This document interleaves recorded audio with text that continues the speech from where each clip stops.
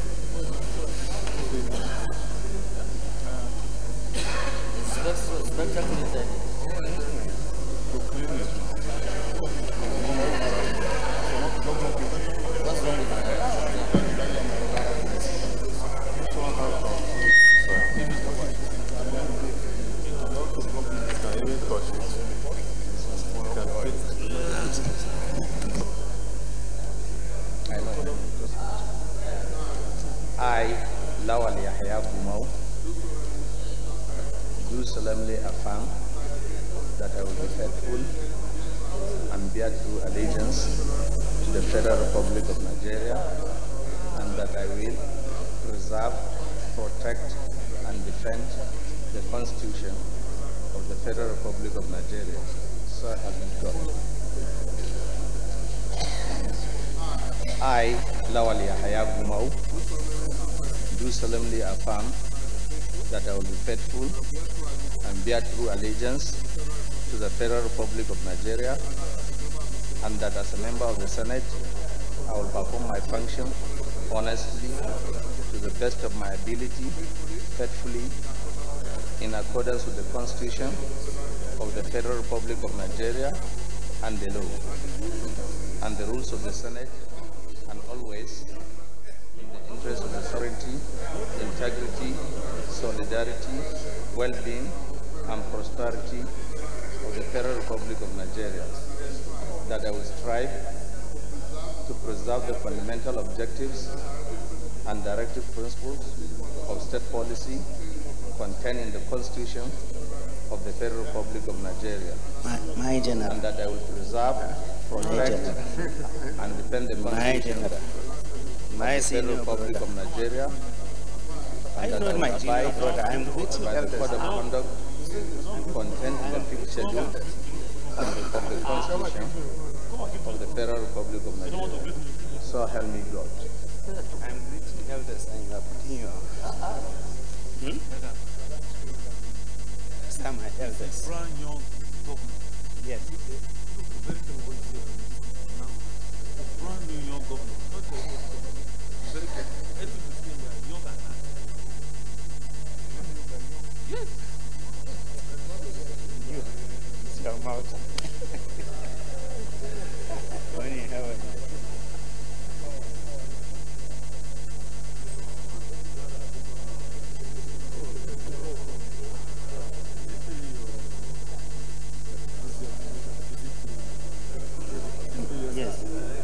He gave me.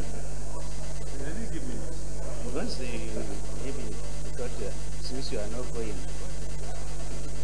how much is it?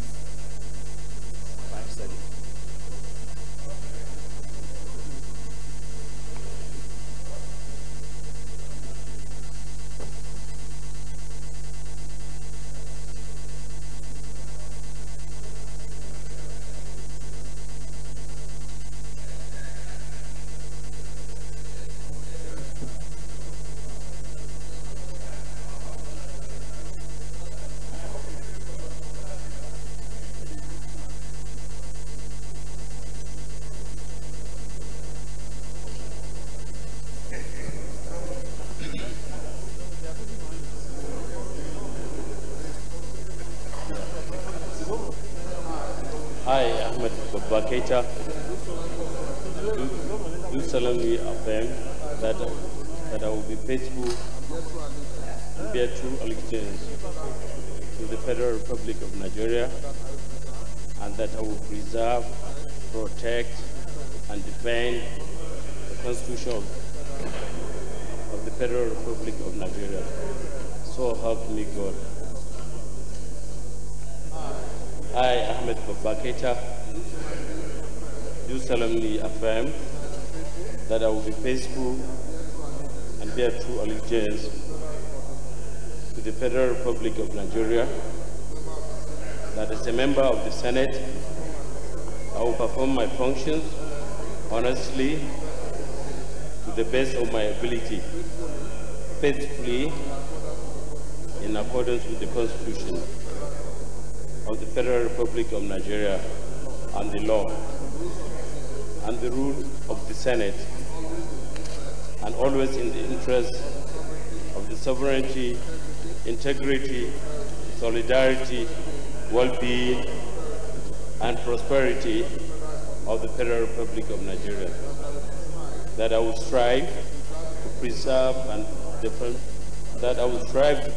fundamental objectives and directive principles of state policy contained in the Constitution of the Federal Republic of Nigeria, and that I will preserve, protect, and defend the Constitution of the Federal Republic of Nigeria, that I will abide by the Code of Conduct contained in the 5th Schedule of the Constitution of the Federal Republic of Nigeria.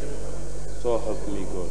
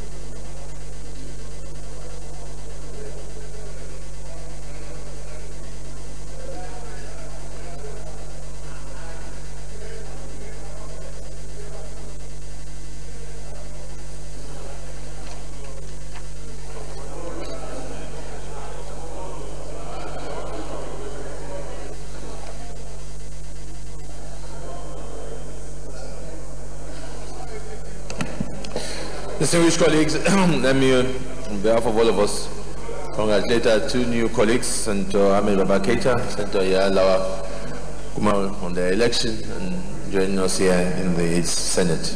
Announcements. Letter from Mr. President, received on the 21st of September, request for vehement / supplementary budget. Dear distinguished Senate President, you may recall that in my letter dated 11 July 2018, I requested for the kind consideration of the National Assembly for a vehement under the 2018 Appropriation Act. Part of this request was for the funding of the requests made by the Independent National Electoral Commission, INEC, and security agencies for the 2019 elections. In that letter, I indicated that INEC and the security agencies had indicated that the total funding requirements for the 2019 elections will amount to 242,445,322,600 naira. Of that amount, I have requested that 164,104,792,065 naira be accommodated in the 2018 budget by way of vehement within the 2018 Appropriation Act, whilst the balance of 78,340,530,535 naira should be considered by the National Assembly as part of the 2019 budget. When the Honorable Minister of Budget and National Planning, Senator Udoma, appeared before the Joint Committee of the National Assembly set up to consider my request, he was informed that the National Assembly would be willing to consider accommodating the total amount required for the funding of the 2019 elections as part of the vehement of the 2018 Appropriation Act, provided that there was a specific request made by me. In light of the current realities, and in order to ensure that the 2019 general elections are not affected by any delays in the passage into law of the 2019 budget, I accept this kind suggestion. I therefore wish to formally request that the total amount of 242,445,322,600 naira requested by INEC and the security agencies be considered for inclusion in my vehement request under the 2018 Appropriation Act. I look forward to your urgent consideration of this request to ensure that the 2019 general elections are properly conducted. Please accept, distinguished Senate President, the assurance of my highest consideration. Yours sincerely, Muhammadu Buhari.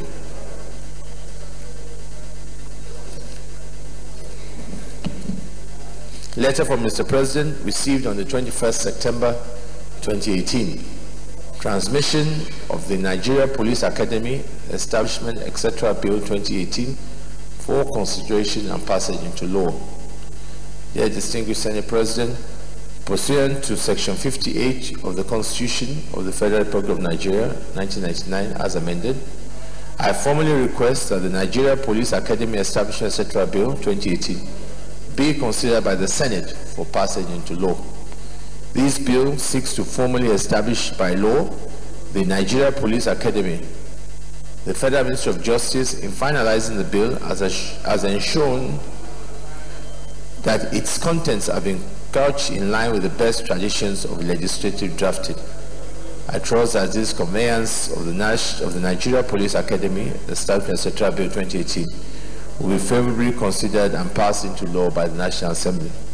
Please accept, distinguished Senate President, the assurances of my highest consideration. Yours sincerely, Muhammadu Buhari.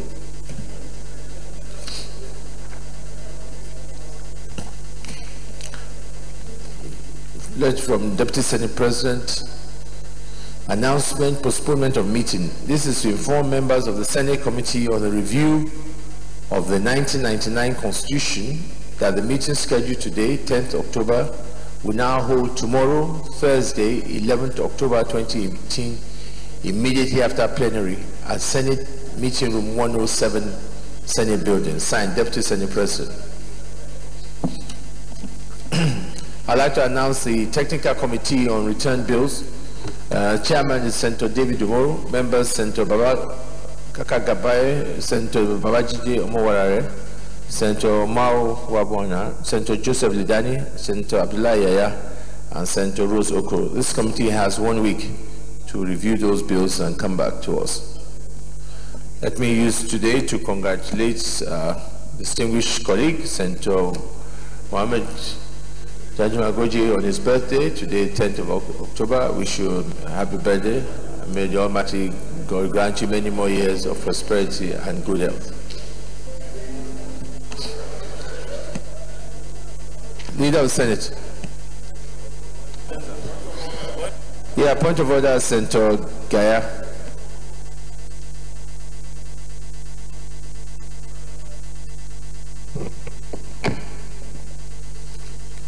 Mr. President, my distinguished colleagues, I am Kabiru Ibrahim Gaya from Kano State, representing the people of Kano South. Mr. President, I want to come under Order 42, which I was able to discuss with you. The matter of discussion shall, if possible, be referred to the President of the Senate before commencement of the day of sitting, and the President of the Senate shall refuse to allow the claims unless he certifies that the matter is definite and urgent. If the claims allowed by the President of the Senate and the leave of the Senate is given by at least 1/5 of all the senators, the matter shall stand over to the next legislative day. Mr. President, I very much concerned on the issue of the flood across this country, in particular Kano South. Out of the 16 local governments, 14 are affected domestically, and therefore virtually our farms, our areas. So I wanted to bring a motion, and I want to look at it all across the country, apart from the Kano South. Maybe we'll discuss the matter. If you agree by tomorrow, sir, I'll bring the motion. Distinguished colleague, Senator Gaya did see me about this, and also Senator Gumel, also on the same subject matter. As by a procedure, I need to take the leave of our colleagues and a number of our senators. So if we all, those in favor of this, for us to take a next legislative day, say aye. Those against say nay. The ayes have it. So the matter will be considered next legislative day. Point of order, Senator. Thank you, Mr. President. I am Senator Chukwuko Taze. I represent the good people of Enugu State, Enugu North of Enugu State. Mr. President, I come under Order 42, I discussed with you yesterday, on the issue of erosion, the issue of a flooding that has taken over a greater percentage of my constituency. Mr. President, with the kind permission and consent of the colleagues, I want to bring this motion the next legislative day if you are so approved. Thank you. Distinguished colleagues, the issue of flooding has affected a lot of many parts of the country. So I think it's better we just take one motion on this tomorrow, consolidate all these motions, and we take it tomorrow, and everybody can contribute at the time of the debate. So there's no need to be repeating the same thing. So I'm going to put the question that we take this tomorrow, and during debate, everybody can now talk about as it affects his own constituencies. Yes? Those in favor that we take the next legislative, they say aye. Aye. Those against say nay. The ayes have it. So we take this issue of flooding tomorrow, and you all contribute as regards your constituencies. Senator Marafa, you are welcome. Please come and take your seat. Leader of the Senate. Mr. President, very distinguished colleagues, Mr. President, let me join you in congratulating our new senators who took their oath this morning. We wish them very fruitful and productive Senate life. Mr. President, even though not formally announced, but let me also take this opportunity to congratulate the new minority leader of the Senate, very distinguished Senator Abiodun Olujimi, and for recognition, please. Equally, let me congratulate the new Deputy Minority Whip in the person of our own, Senator Emmanuel Polka. Mr. President, very distinguished colleagues, I can see that the representation and the contribution of the House of Representatives to this Senate is fantastic. Today, out of the 10 principal officers of this Senate, 6 are of the House of Representatives origin. So, Mr. President, the House is playing that very important and significant role of producing senators of this Federal Republic. Having said this, exactly. In fact, Senator Alero just informed me that the new senators are also from the House. In fact, serving members of the House. That is a significant contribution. We congratulate the House of Representatives for that. Having said this, Mr. President, having said this, let me go on with order of our business. The first business of the day is the presentation of a bill standing in the name of Senator Suleiman Nazif on the Independent National Electoral Commission INEC Act 2010 Amendment Bill 2018. Mr. President, you may wish to invite the Clerk of Senate to read the short title of the bill. Clerk of the Senate. Mr. President, distinguished senators, Independent National Electoral Commission INEC Act 2010 Amendment Bill 2018 SB 699 first reading. Independent National Electoral Commission INEC Act 2010 Amendment Bill 2018 SB 699 first reading taken. Leader of the Senate.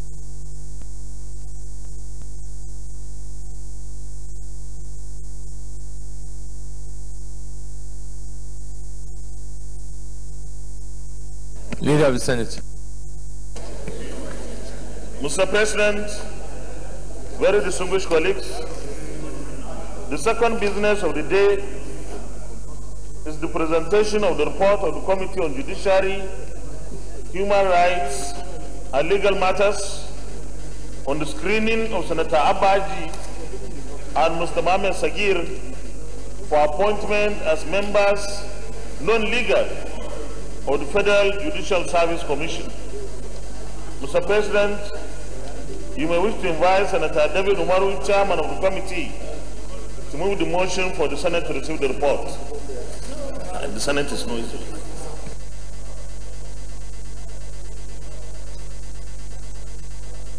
Okay,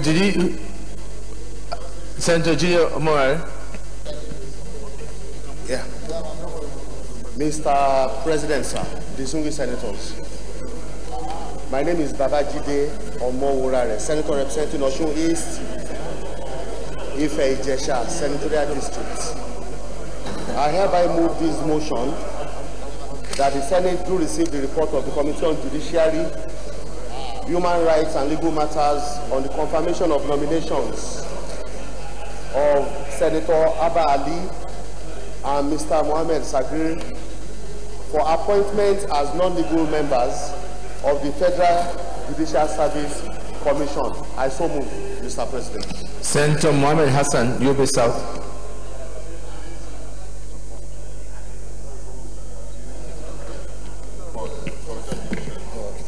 Thank you, Mr. President.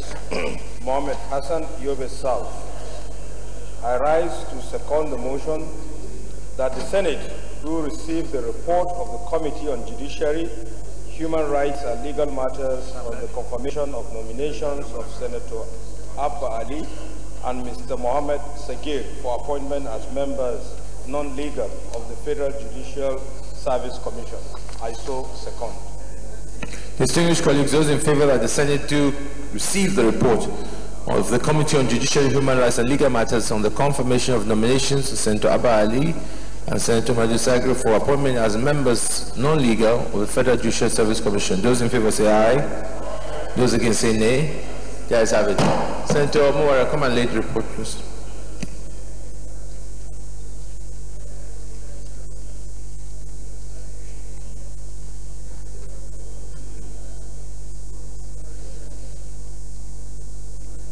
Leader of the Senate.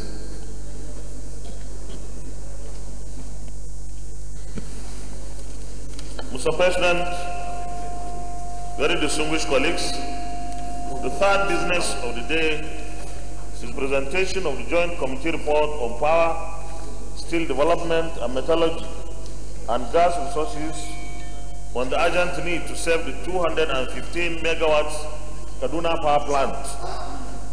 Mr. President, you may wish to invite Senator Enyinaya Abadibe, Chairman of the committee, to move the motion for the Senate to receive the report. Mr. President, the Chairman is not available, and I think there is no one to present the report on his behalf. I would therefore move that we stand down the presentation of this report till another legislative day. Mr. President, distinguished colleagues, I rise to second the motion that will stand down this motion until further notice. Thank you. Distinguished colleagues, those in favor of the motion that we do stand down this item for another legislative day say aye. Aye. Those against say nay. The ayes have it. Leader of the Senate. Mr. President, very distinguished colleagues, the first order of the day is a motion standing in my name on the executive communication from Mr. President C&C on the request for the approval of the Independent National Electoral Commission INEC 2019 election budget. Mr. President, with your permission, I wish to move that the request be referred to the relevant committee for further legislative action. I so move. Mr. President, I second the motion that the request be referred to the committee. I so second. Distinguished colleagues, those in favor that the Senate do consider the request of the President C&C, the approval of the Independent National Electoral Commission INEC 2019 election budget. Those in favor say aye. Those against say nay. The ayes have it. We refer to the Chairman appropriation because of the urgency. If you could meet immediately to consider items so that you can bring a report for us tomorrow. Yes, Chairman.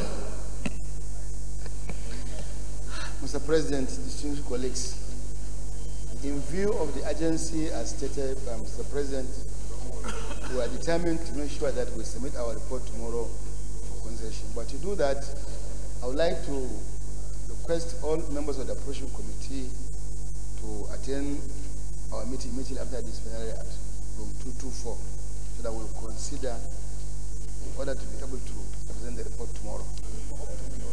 Thank you, Mr. President. So you will leave immediately with your members, and then you liaise with the Chairman INEC, and then we'll finish by tomorrow. We have it. If you allow us, we can leave now. I allow you. You can leave now.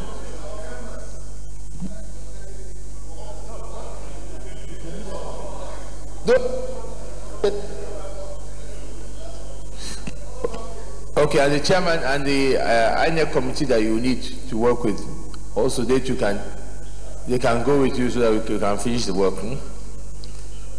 Oh, yes, okay. And you have some report, yeah. So you, after you finish your own report, yes? Or Leader of the Senate.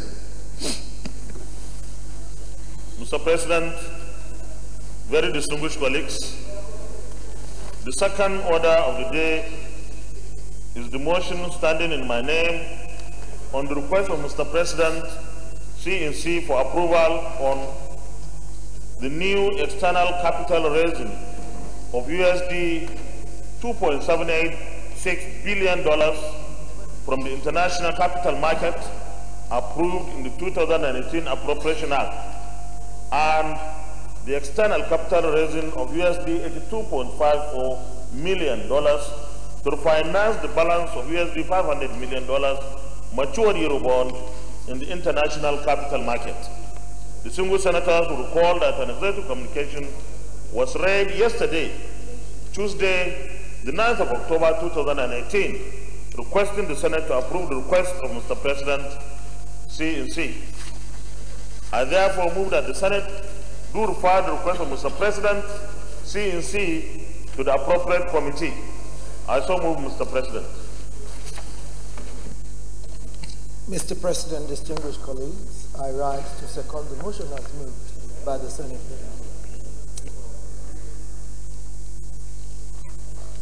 Distinguished colleagues, those in favor that we do consider the request of Mr. President C&C, the approval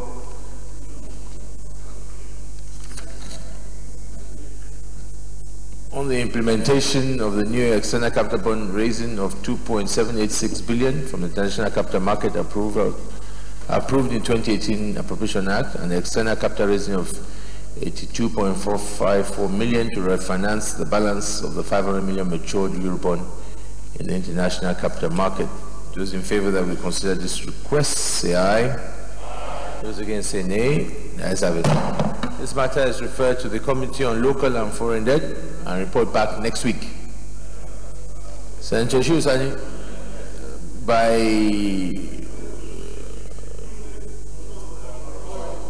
Tuesday, yeah? Okay. Leader of the Senate. Mr. President, very distinguished colleagues, the third order of the day is a motion standing in my name on the executive communication from Mr. President C&C on the Niger Delta Development Commission NDDC 2018 statutory budget proposal in accordance with Section 18, subsection 1 of the Niger Delta Development Commission Establishment, etc. Act, Cap NH 611 2011.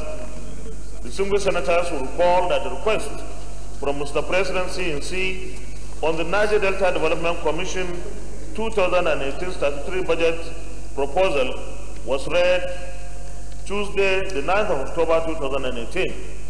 Mr. President, with your permission, I wish to move that the request be referred to the relevant committee for further legislative action. I so move. Mr. President, distinguished colleagues, I rise to second the motion as moved by the Senate. I so second. Distinguished colleagues, those in favor that the Senate do consider the request of President C&C for the approval of the Niger Delta Development Commission NDDC 2018 statutory budget proposal. Those in favor say aye. Those against say nay. The ayes have it. This is referred to the Committee on Niger Delta for further legislative work. There are a number of these budget requests that are coming in. I hope our committees are also carrying out the necessary oversight just to be sure that some of these requests that will be approved are adequately implemented. And we'll wait to see when they submit their own report. Maybe there might be need for us to carry out proper oversight sometimes, some of these items that we are approving. Leader of the Senate. Mr. President, very distinguished colleagues, the fourth order of the day is a motion standing in the name of Senator Mohammed Hassan on the disappearance of retired Major General I.M. Al-Ali. Mr. President, you may wish to invite Senator Mohammed Hassan to move the motion. Senator Mohammed Hassan. Thank you, Mr. President. Distinguished colleagues, I am Mohammed Hassan.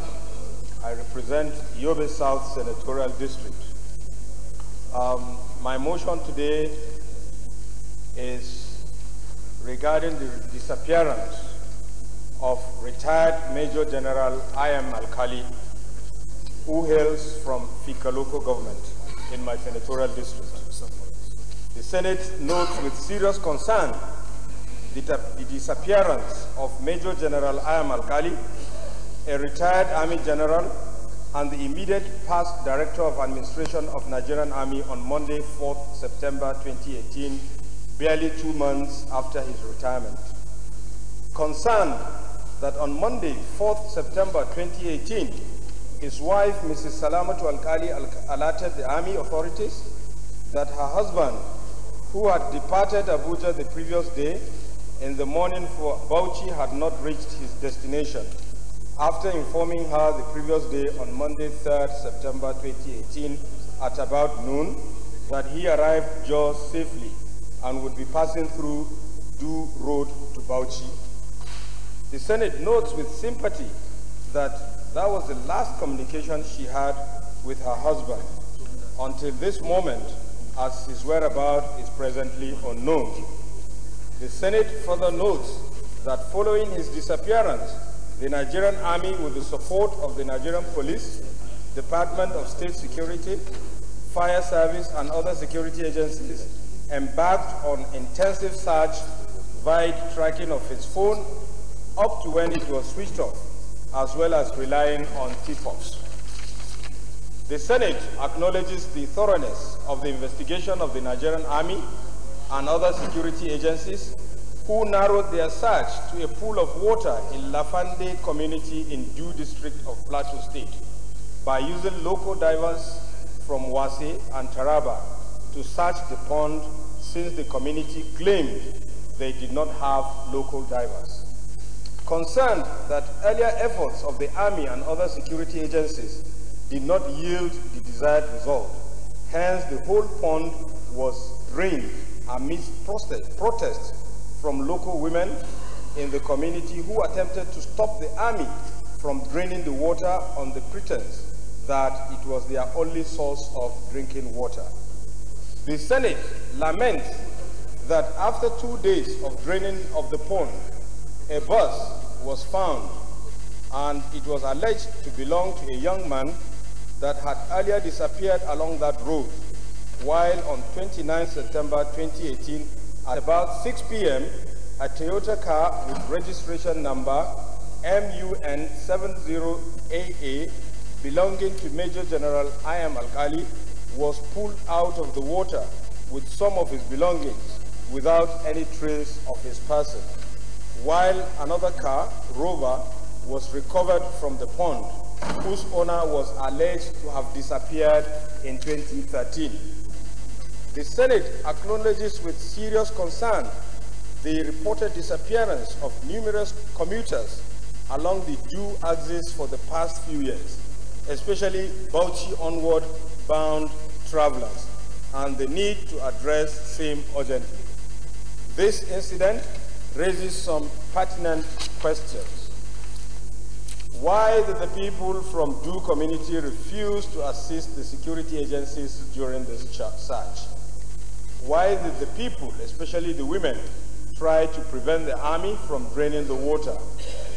Why didn't the community raise formal complaint from the local government to the state government about the draining of the water?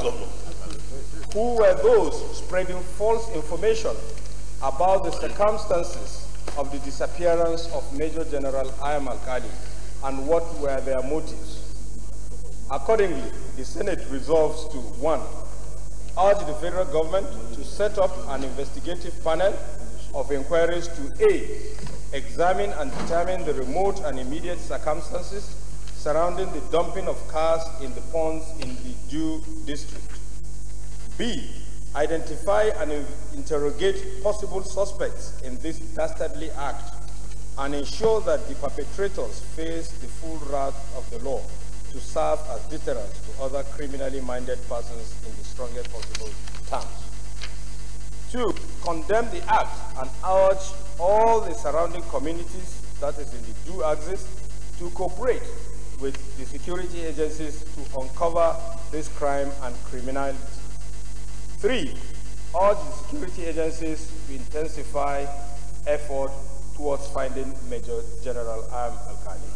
Mr. President, distinguished colleagues, I was with the family of Major General I.M. Alkali last week, and they are soliciting the support of the Senate to get to the root of this matter so that the culprits will be identified and even to get to know his whereabouts, the whereabouts of Major General Ahmad. And we must commend the Nigerian Army for putting in this effort, at least to be able to even to narrow the search to this point. And we've seen in this motion that others too have been recovered from this point. Thank you, Mr. President and distinguished colleagues. Deputy Senate President. Thank you, Mr. President. Very distinguished colleagues. Let me join my brother and friend, Senator Hassan, to send our condolences to the family of this general. Every day, our soldiers are exposed to a whole lot of issues, and most of them get killed in the line of duty, both within and outside Nigeria.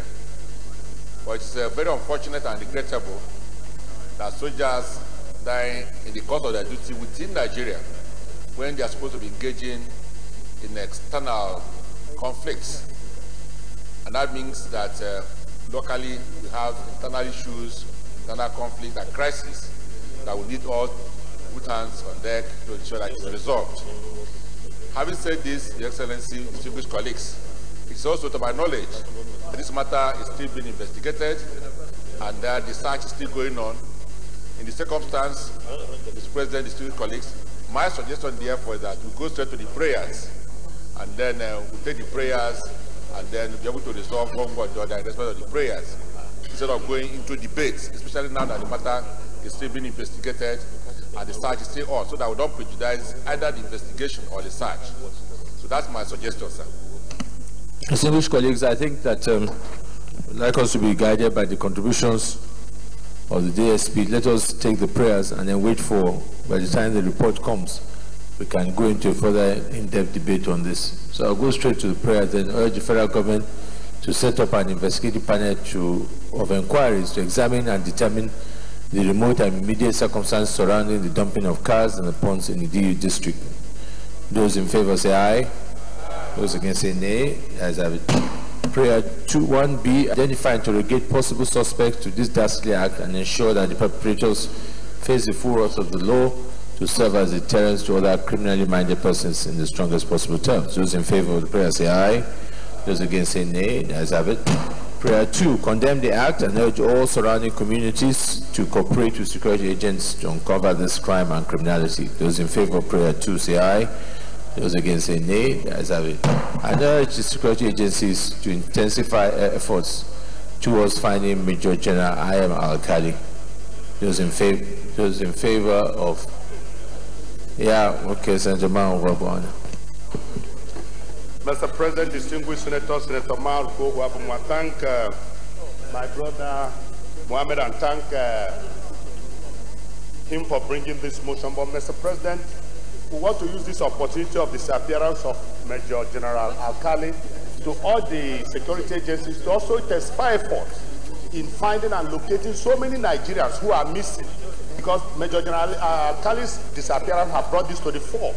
Today we have so many Nigerians who are missing, and as I speak, they've not been found. The amendment.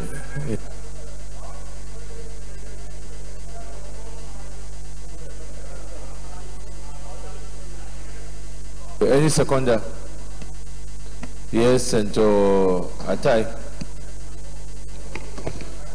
Thank you, Mr. President, my respected colleagues.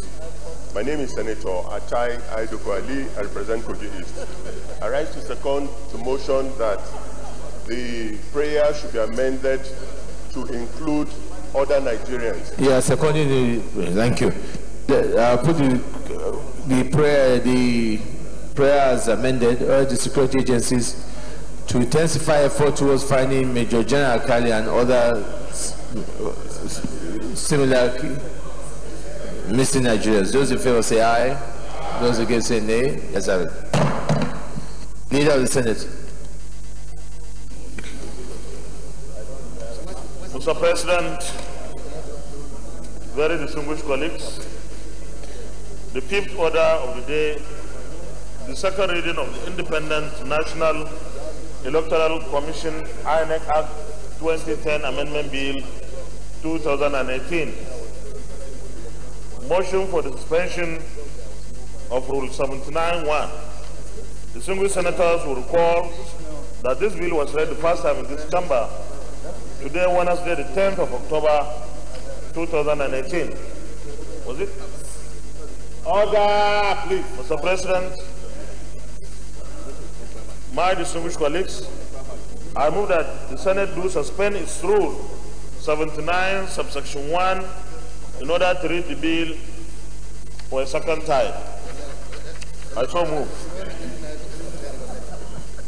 Mr. President, distinguished colleagues, I rise to second motion as moved by the Senate leader.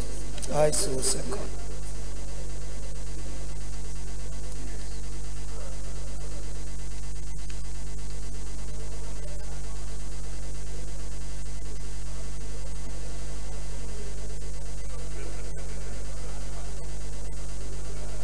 Distinguished colleagues, those in favor of the motion to suspend Rule 79(1), those in favor say aye. Those against say nay. The ayes have it. Senator Nazif, send leader.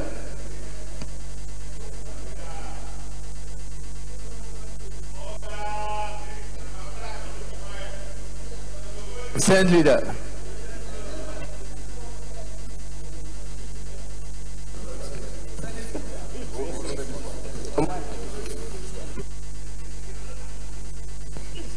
Thank you, Mr. President, and my highly respected colleagues. My name is Senator Suleiman Nazif, and I represent Bauchino. Lead debate of a bill for an act to amend the provision of the Electoral Act No. 6, 2010, an electoral amendment, and for other related matters. Introduction. It's going around now. Where is it? 224. Where is it? Madam, 224. No, some.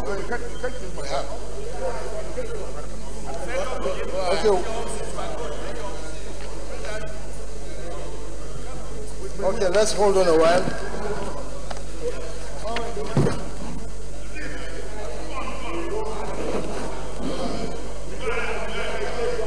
No, let's wait. But some have it. So some people.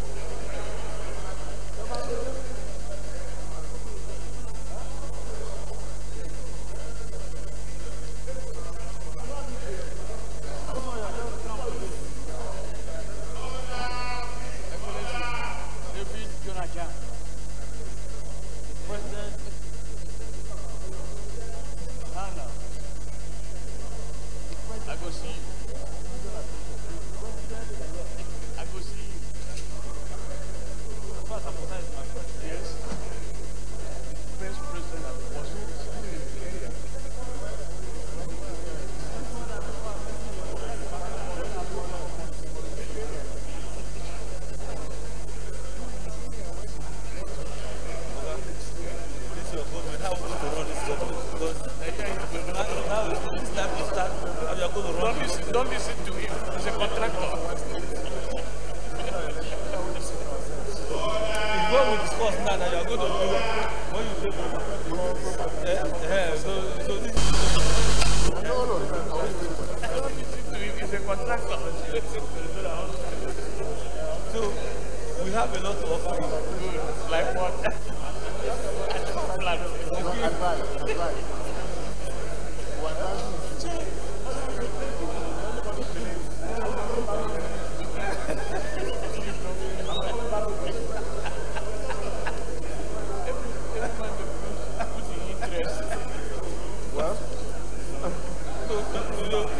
always been a performer. There's no way about it. Yes. If you have only they will give it to you. Because you believe so much in people. Now, when it was there, most of my friends were different from me. Even my very close ally was a friend of Christian people.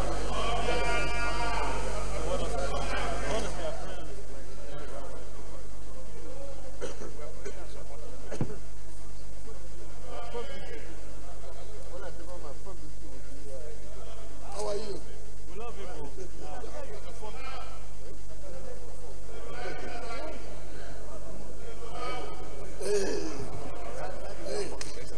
Maybe we have to stand down.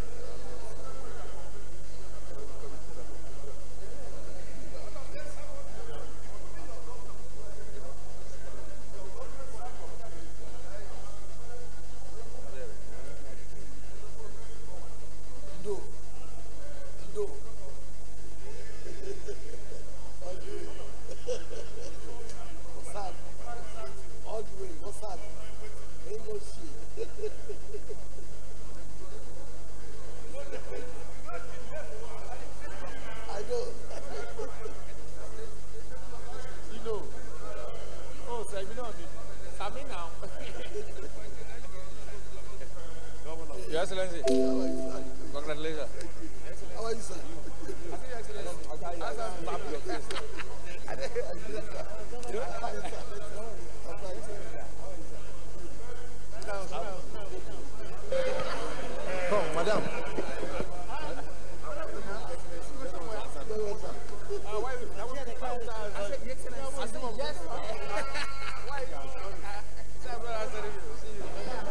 Thank you, Mr. President, and my highly respected colleagues.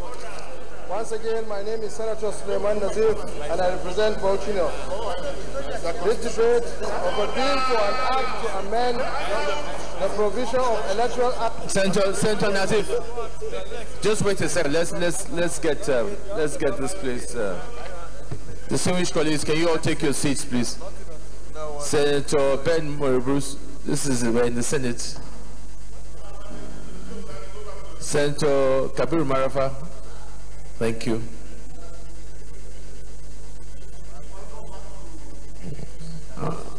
I welcome you two back. Senator Nazif. Thank you, Mr. President. Okay, point of order, Senator. Mr. President, I am Barrow Jibrin. I represent Kano North. Mr. President, I want to come under Order 11, Rule 1 and 2. With your permission, I read. The President of the Senate shall allocate a seat to each senator. A senator may only speak from the seat allocated to him, provided that the President of the Senate may change the allocation from time to time. Mr. President, Senator Nazif is a PDP senator. Senator Jibril.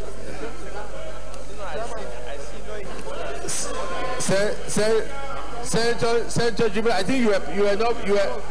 think you were absent yesterday. You were not in chambers yesterday. You were not. Okay. Pull him out of order, Mr. President. Rule him out of order, Mr. President. Thank you, Senator Jibril Brown. As part of our understanding yesterday, we said that we would drop our partisan gown, everything before we walk into the chamber. So that note, I have to rule you out of order. Senator Nazif. Thank you, Mr. President. Once again, Senator Suleiman Nazif, Bauchi North, PDP. In debate of a bill for an act to amend the provisions of the Electoral Act No. 6, 2010, and Electoral Amendment, and for other related matters. Introduction.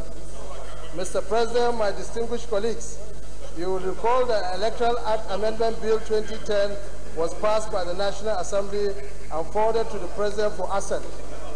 Recall also that pursuant to Section 58(4) of the 1999 Constitution of the Federal Republic of Nigeria as amended, the President declined assent due to the following observations. A. There is a cross-referencing error in the proposed amendment to Section 18 of this bill. The appropriate amendment is to substitute the existing subsection 2 with the proposed subsection 1A, while the proposed subsection 1B is the new subsection 2A.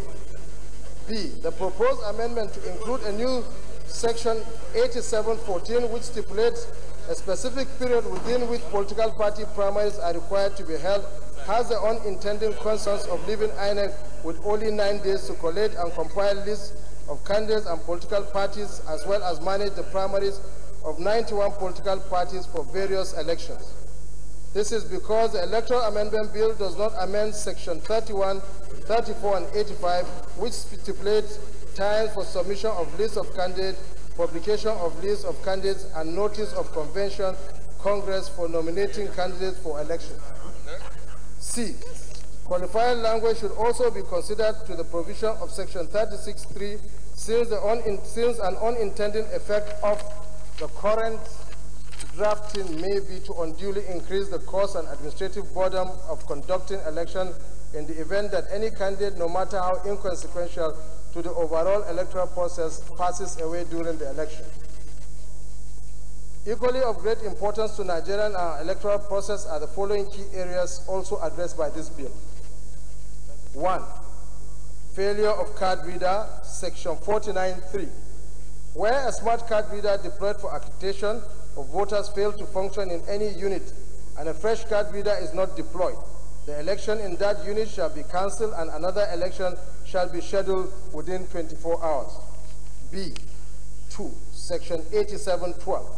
Where a primary election is conducted and duly attended and certified by the Commission in compliance with this Act, and the result is subsequently altered by a political party, the Commission shall have powers to overrule the alteration made by the political party and uphold such primaries. 3. Section 87(14). The dates of primaries shall not be earlier than 150 days and not later than 120 before the date of the election to the office. 4.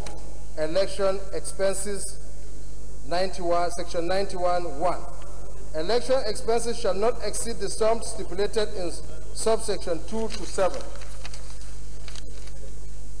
Section 91(2). 5 billion naira for presidential elections. Section 91(3). 1 billion naira for governorship. Section 91(4). 100 million for senatorial election. Section 91(4). 70 million for House of Representatives election. Section 91(5). 30 million for State House of Assembly. Section 91(6). 30 million for Chairmanship Area Council. Section 91(7). 5 million for councillorship. 5. Section 91(9). No individual or other entity shall donate to a candidate more than 10 million naira. E. Number 6, Section 91(10). A candidate who knowingly acts in contravention of this section commits an offense and is liable on conviction to a fine of 1% of the amount permitted as a limit of campaign expenditure under this Act or imprisonment for a term not exceeding 12 months or both. F. Number 7, Section 145. If at the point of display of distribution of ballot papers by the Commission, a candidate or his agent discovered that his name, the name or logo of his party is omitted, a candidate or his agent shall notify the Commission, and the Commission shall, A. postpone the election to ratify the omission, and B. appoint another date to conduct the election not later than 90 days. C. Where the election is postponed due to omission of a political party name or logo, the Commission's officer responsible for such printing of party name or logo commits an offense and is liable on conviction to a fine of 2 million naira or imprisonment or 2 years or both. On a final note, it is worthy to mention that all issues raised by Mr. President, ranging from election sequence down to cost referencing error, shall be addressed. For further clarification, let me reiterate that the issue of card reader has always been part of the electoral amendment process. And in conclusion, I wish to urge the Senate, the President of the Senate, and indeed my highly respected colleagues to expedite action with a view to passing this bill in good time. Thank you, Mr. President. Yes, and the matter.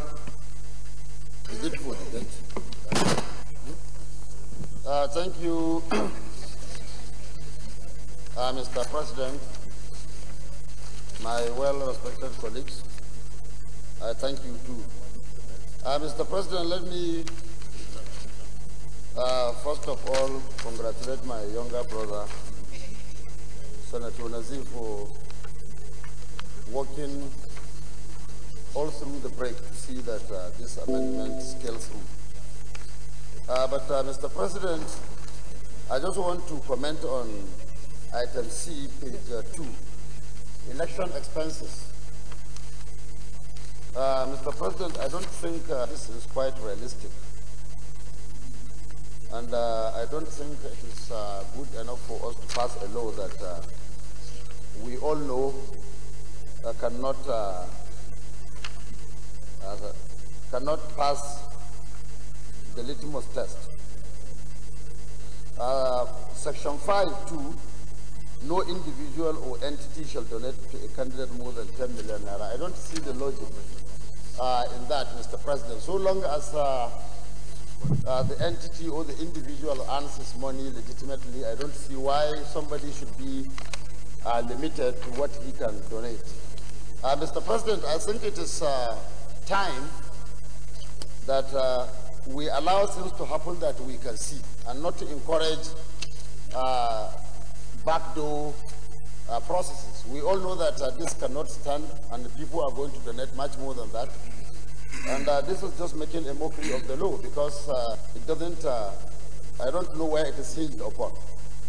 And going back to the election expenses, Mr. President, like they said, presidential election, 5 billion naira.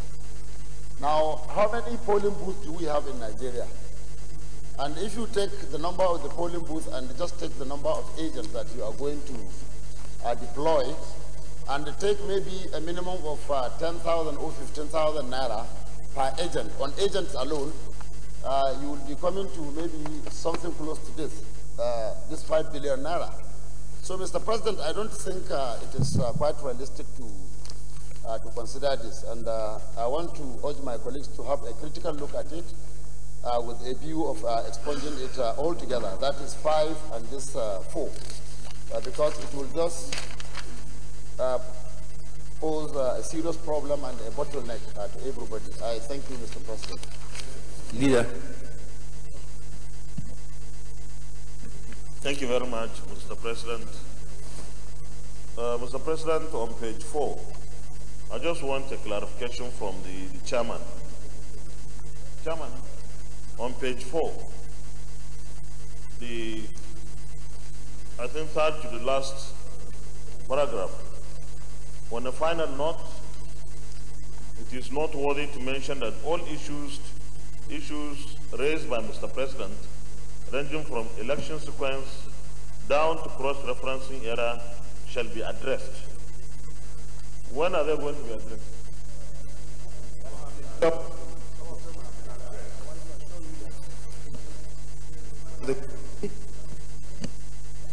When it is being referred to the committee is going to sort everything, make sure that everything is, all the issues that have been raised have been addressed, and then we bring it back to the plenary for third reading. Deputy Senate President. Thank you, Mr. President. Very distinguished colleagues. I'm indeed worried about the item 7, section 145. Let me just read. If at the point of display or distribution of ballot papers by the Commission, a candidate or his agent discovers that his name, the name or logo of his party is omitted, the candidate or his agent shall notify the Commission, and the Commission shall A, postpone the election to rectify the omission, and B, appoint another date to conduct the election in 90 days. I think this is very, very dangerous. Because what will happen is that somebody who believes he will lose the election will raise an objection without even consulting the other candidates. He writes to INEC, and the INEC can believe him and then postpone the election. And then it becomes an isolated election where you cannot be able to determine what to happen. So I think it's very, very dangerous and unfair to the rest of the candidates. So I suggest that if you look at this section 140, there are previous subsections there that seeks to ask candidates or their parties to look at the logo, because they'll print the logo and display them before the election. Then you are now required or expected to either object or approve of it. That's the provision of 140. I think 143 and 4. So I believe that at that point, INEC should be able to rectify it. And if they don't rectify it, maybe the officer in charge should be punished. But not a situation where somebody comes on my election day and says, my name is not well spelled, the party's logo is not well done, and then INEC will now use that as an excuse to postpone the election a week or two. Then you now see all kinds of security agencies, they will now come to that constituency and make sure you don't win.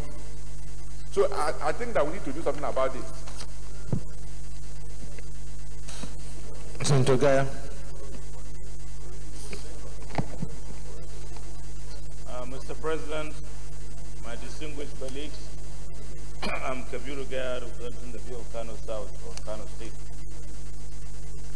Mr. President, these issues raised by the President are really vital issues, and that the committee under the chairmanship of Nazif said that they are going to look into this matter.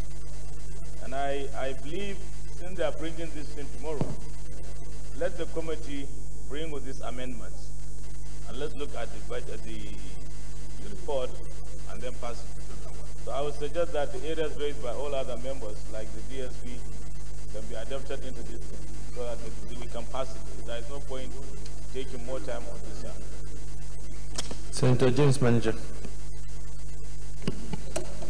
Thank you, Mr. President, my respected colleagues. James Manager, Delta South. Mr. President, some of the issues that are raised here for amendments, they are very technical. And as we approach the general elections, they are not just technical, but also very dangerous. My advice is that when this is referred to the committee should take all the views that are expressed. Mr. Chairman, I hope you are listening. All the views that are expressed here, and so many other views that may not be expressed here, take all of them into consideration and come up with something that is acceptable, not just to these people, or those of us who are here, but to the majority of Nigerians. Like the issue raised by Senator Marafa, this is one issue that, Mr. President, my respected colleagues, may be beyond all this. Senate needs to take a very critical look at election expenses. Very critical look at election expenses. I think a major problem of this democracy now is the amount of money that is being spent. So here we have about, for senatorial, that is for our purpose, they are talking about 100 million to be spent. Who will enforce this? The whole thing is very loose there. Over there, nobody takes account of anything. And the society is there to milk everybody dry. And Mr. President, you see, it's something that we need to address holistically. Otherwise, we are lawmakers. We don't have to make a law that cannot be implemented. It's something that is unimplementable. So we need to carry major stakeholders like the security agencies, the INEC itself, everybody, before we arrive at a figure that we are not here for joke. But whatever we do here, we want it to be taken very serious and something that can be implemented. What we have here is something that is completely unimplementable. And therefore, there's no point putting a law that can never be implemented. Let us agree, after beyond this, an amount that will be reasonable, something that is enforceable. Something that is enforceable. And I'm sure everybody, if you are a contestant, if you are contesting election, and I want to believe that everybody here contested election, not just the main election, but including the primaries, Mr. President, including the primaries, it is becoming a very huge joke.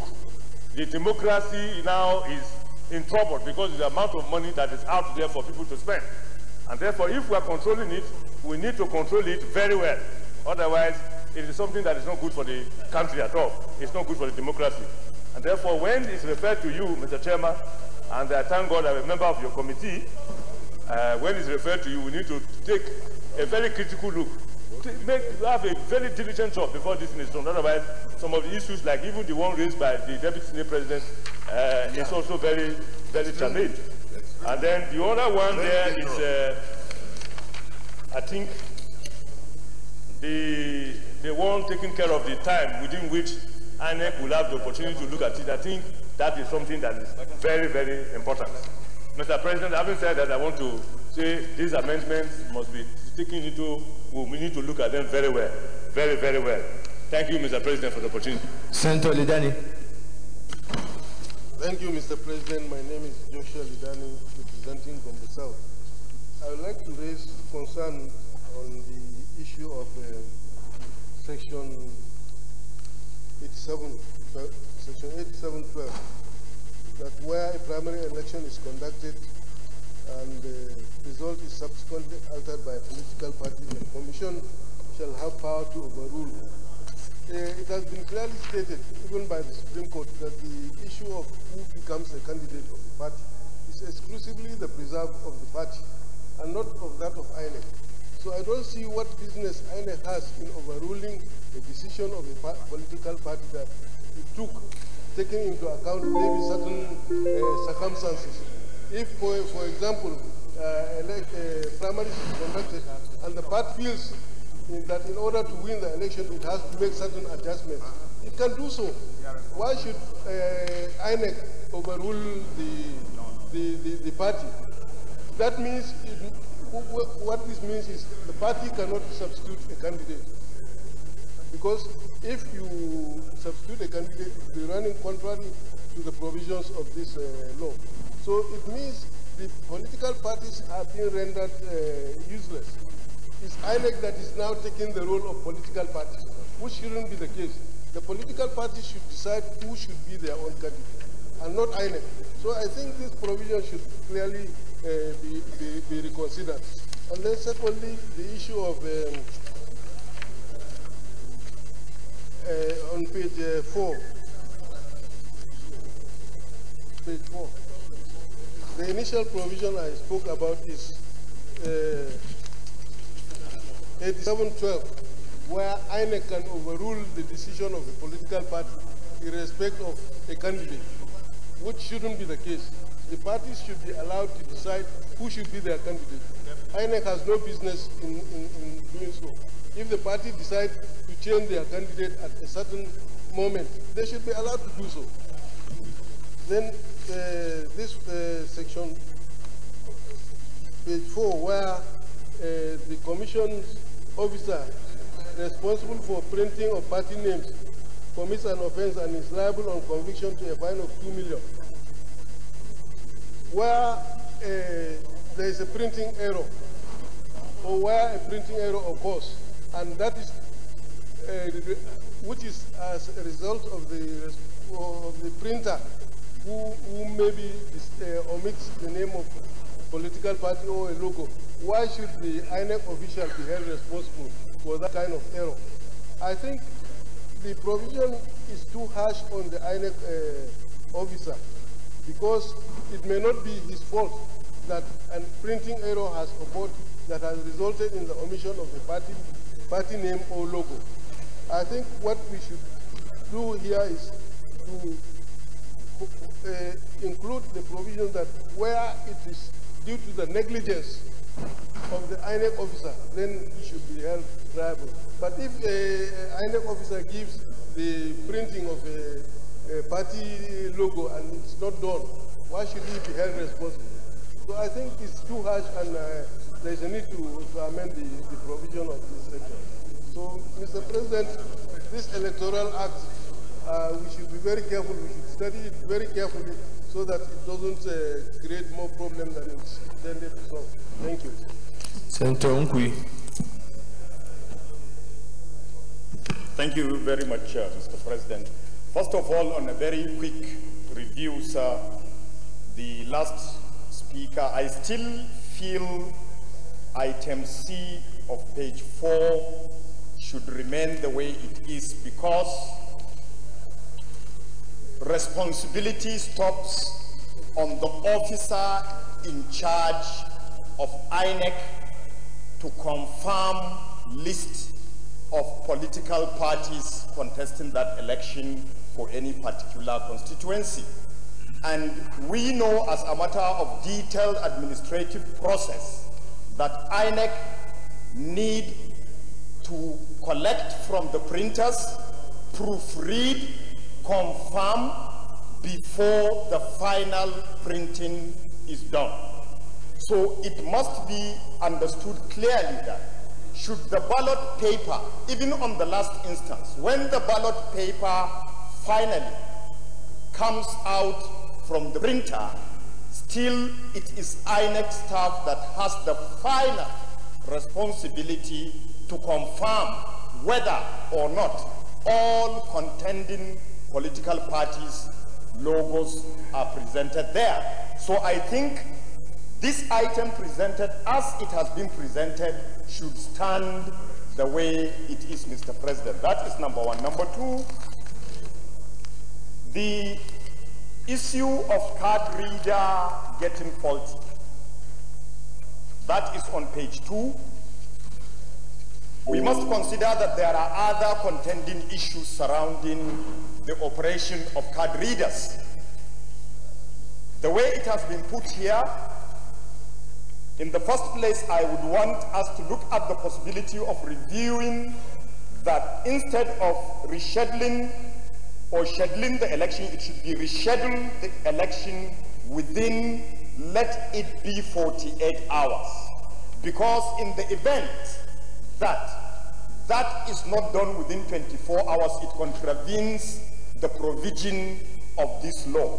And we must consider that operations in INEC in some constituencies are very, very difficult terrain to conquer.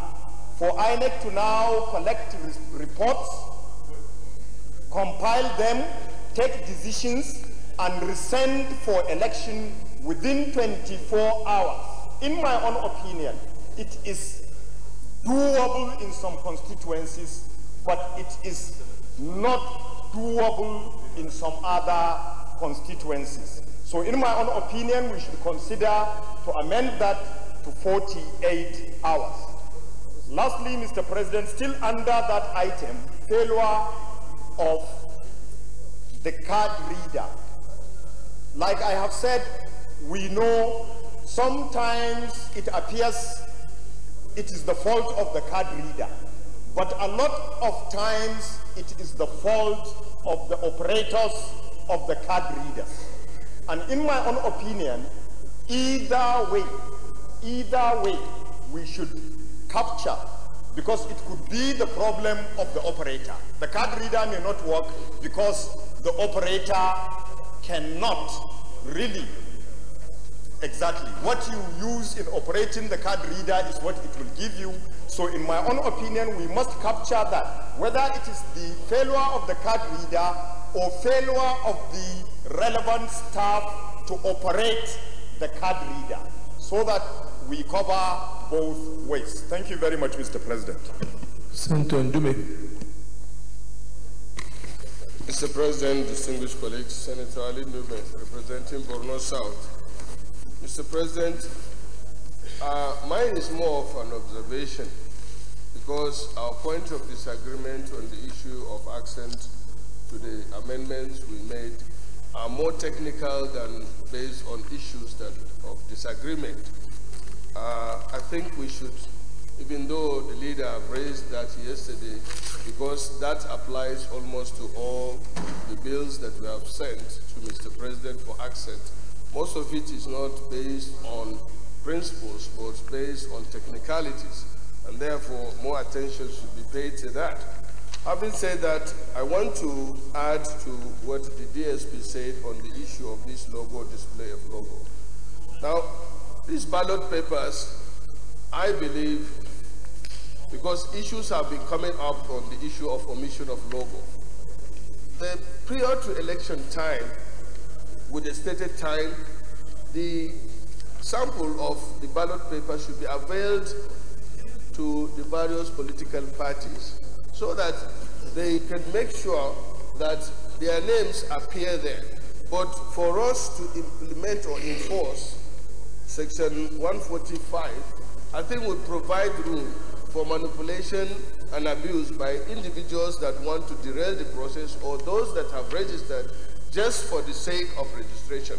You know that we have 91 parties, but some of these parties don't even have offices in Abuja, talk less of the 774 local governments. So instead of opening up this gap to allow people to manipulate or abuse the process, I think that gap should be closed. That is to say that sample of the ballot paper should be displayed 2 weeks to the election time, and if any political party observe that its logo is not on the ballot paper, or even if it is not printed the way they want, then it can be, the correction can be effected before the election time. But to say you postpone election because a logo is missing there, I think it's just opening up room for more problems than we have at hand already. Thank you. Senator Akume. Mr. President, distinguished colleagues, Senator Akume, Benue Northwest. Mr. President, I want to draw attention to Section 8712, and where it is written, where a primary election is conducted and duly attended and certified by the Commission, and then there is altering or result by a political party, the Commission shall have power to overrule the alteration made by the political party and uphold such primaries. Mr. President, this is undue interference in the affairs of the political parties. The political party is supreme, and whatever decision they finally take respecting primaries must be respected by INEC. And therefore, this should never be included in the final bill. After all, we have 92 political parties, and to saddle INEC with this responsibility is recipe for chaos. Then, of course, the spending limits. Mr. President, we have copied this system from the United States of America. Their own system is more advanced, and therefore they are in a better position to monitor spendings. But I think that it is not out of place for us in this country to start having a similar roadmap. If you say 5, I know time is of the essence, but again, if the draftsman will put it this way, the spending the spending may not be more than 5 billion. At least we have something in place, and we can also manipulate, given the size of this country. And therefore, to make it the maximum may be very, very difficult to enforce. So my suggestion would be that it may not be more than 5 billion for presidential, not more than 1 billion for governor, and so on and so forth. But you see, at the end of the day, where elections are combined, like presidential and National Assembly election, the total cost in terms of payment to agents may not be as high as we are envisaging. Just like you have governorship and assembly elections taking place at the same day. Therefore, Mr. President, frankly speaking, I want to align myself with what Ndume has said, that these issues are mainly technical and they should be treated as such and with dispatch. Thank you, Mr. President. Ndume.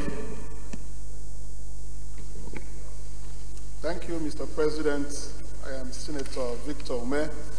I represent Anambra Central Senatorial District. Mr. President, distinguished colleagues, I want to speak on the election expenses limit. Even though some of our colleagues have spoken on this section of this amendment, they've not been able to make specific requests on what should happen to that section. A good law is a law that is easy to enforce, and a good tax is a tax that is easy to collect. In the same vein, these provisions here appear to me to be just for the sake of providing for them. I don't see how these things can be possible. A presidential election limit is 5 billion.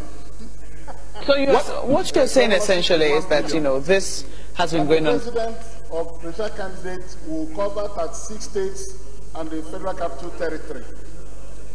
That provision has no relationship to the expenses any of these candidates will incur. Again, making this provision in the Electoral Act is like making everybody who wins an election to be dragged to court.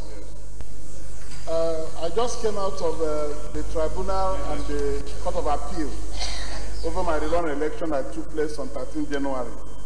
And one of the grounds of challenging of my return was that I spent more than approved limit. And the petitioner was busy writing number of campaign vehicles, and adding the cost, and went to the tribunal with them, making frivolous allegations on monies I gave to people that he had no proof. But the danger in that is that, Mr. President, you have to defend yourself. You must get a lawyer, pay the legal fees, go through the tribunal to the Court of Appeal. If it is governorship, you go to the Supreme Court. The cost of litigation on people who are returned in elections, in defending their returns, will be quite enormous. So, Mr. President, if you ask me, I will say that instead of legislating on how much a candidate will spend in an election, we should look at how to strengthen the law against vote buying, distributing money to voters on the day of election. If we can make it stronger, the idea of saying don't spend more than 70 million when you know there's no way you can check it. Money somebody spends in the night or among his party members can never be verified by anybody. So if we put this and say that if a candidate is convicted, he will pay 1% of the amount permitted as the limit of campaign expenditure, or imprisonment for a term not exceeding 12 months or both. What we are saying is that with this provision, you can win an election. Somebody will allege that you exceeded the limit and you start defending yourself not to go to jail instead of going to do your work. So in the final analysis, I suggest that this section should be expunged completely because I don't see the effect it will have. Even a presidential election, 5 billion naira, I don't know whether it costs of billboards or vehicles. So it doesn't make sense at all. And if we put it in our law, we are just putting it for the sake of putting it there. I know that the intention is to limit the monetization of a democratic process, but there's no way to enforce this thing. So instead of putting a law that will make you be dragged to the court as soon as you are declared winner, you keep paying the lawyer, running around, calling witnesses, and sometimes spend more than the money you are talking about in defending yourself over a frivolous allegation, which the court at any event will eventually dismiss. So I suggest that this section on limit of election expenses should be expunged from this amendment. I so submit. Thank you, Mr. President.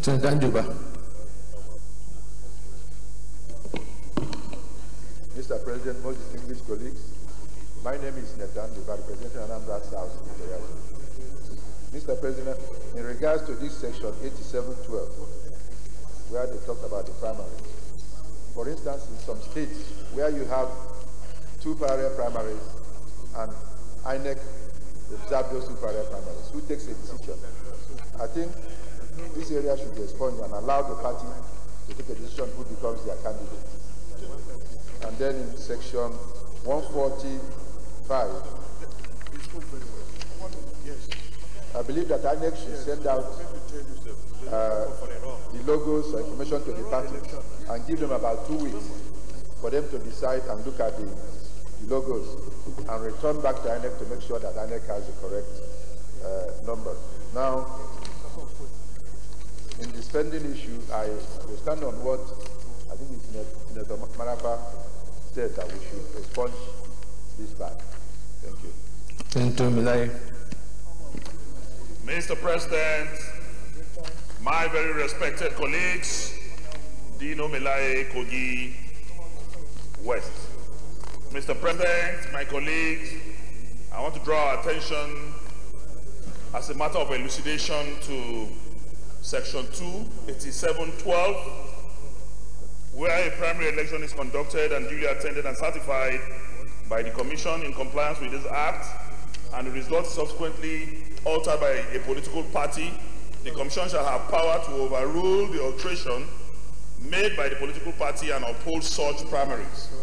I want to say, Mr. President, this is a very serious recipe for danger. And not only danger, but it's going to be a chaotic situation, especially in a political milieu where you have the INEC befriending either the presidency or the power or the party in power, then it will become a serious tool to be used in witch hunting political opponents and those unfriendly to either INEC or the system. Above that, Mr. President, there's a subsisting judgment of the Supreme Court that was given last year, and that judgment says that the issues of nomination is the prerogative of the political parties.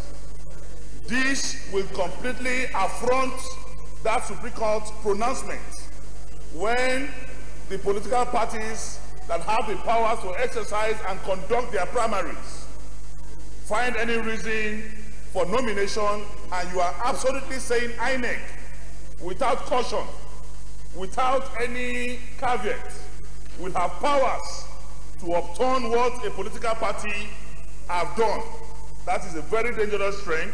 I would not want us to even belabor this issue. Before we get to tomorrow, I think the INEC chairman, in the spirit of the mood of declining, immediately decline this particular phrase. Thank you. Senator Otazi. Thank you, Mr. President. I'm Senator Chukwu Otazi. I represent the good people of Enugu North and Central District of Enugu State. Mr. President, in addition to other observations already made by colleagues here, in respect of this amendment, I want to go to 2.1, failure of card reader, section 49.3. My friend Senator Hunkwi has done a lot of justice to this, for moving this thing from 24 hours to 36. Mr. President, I'm of the opinion that this should be 72 hours. It should be better so that they have their time, because if INEC is running an election and then just finish maybe by 2 a.m., 3 a.m., they return, those people are human beings. Allow them time to go to the office the second day for that 48 hours and then take decision for the third day. They'll be fresh enough to do anything. So it's better 72 hours than the suggested 36 hours. Then the issue of overruling the alteration, we have said it. You see, I think the mischief which the sponsor of this bill want to cure is the Supreme Court judgment. That's why this thing is here.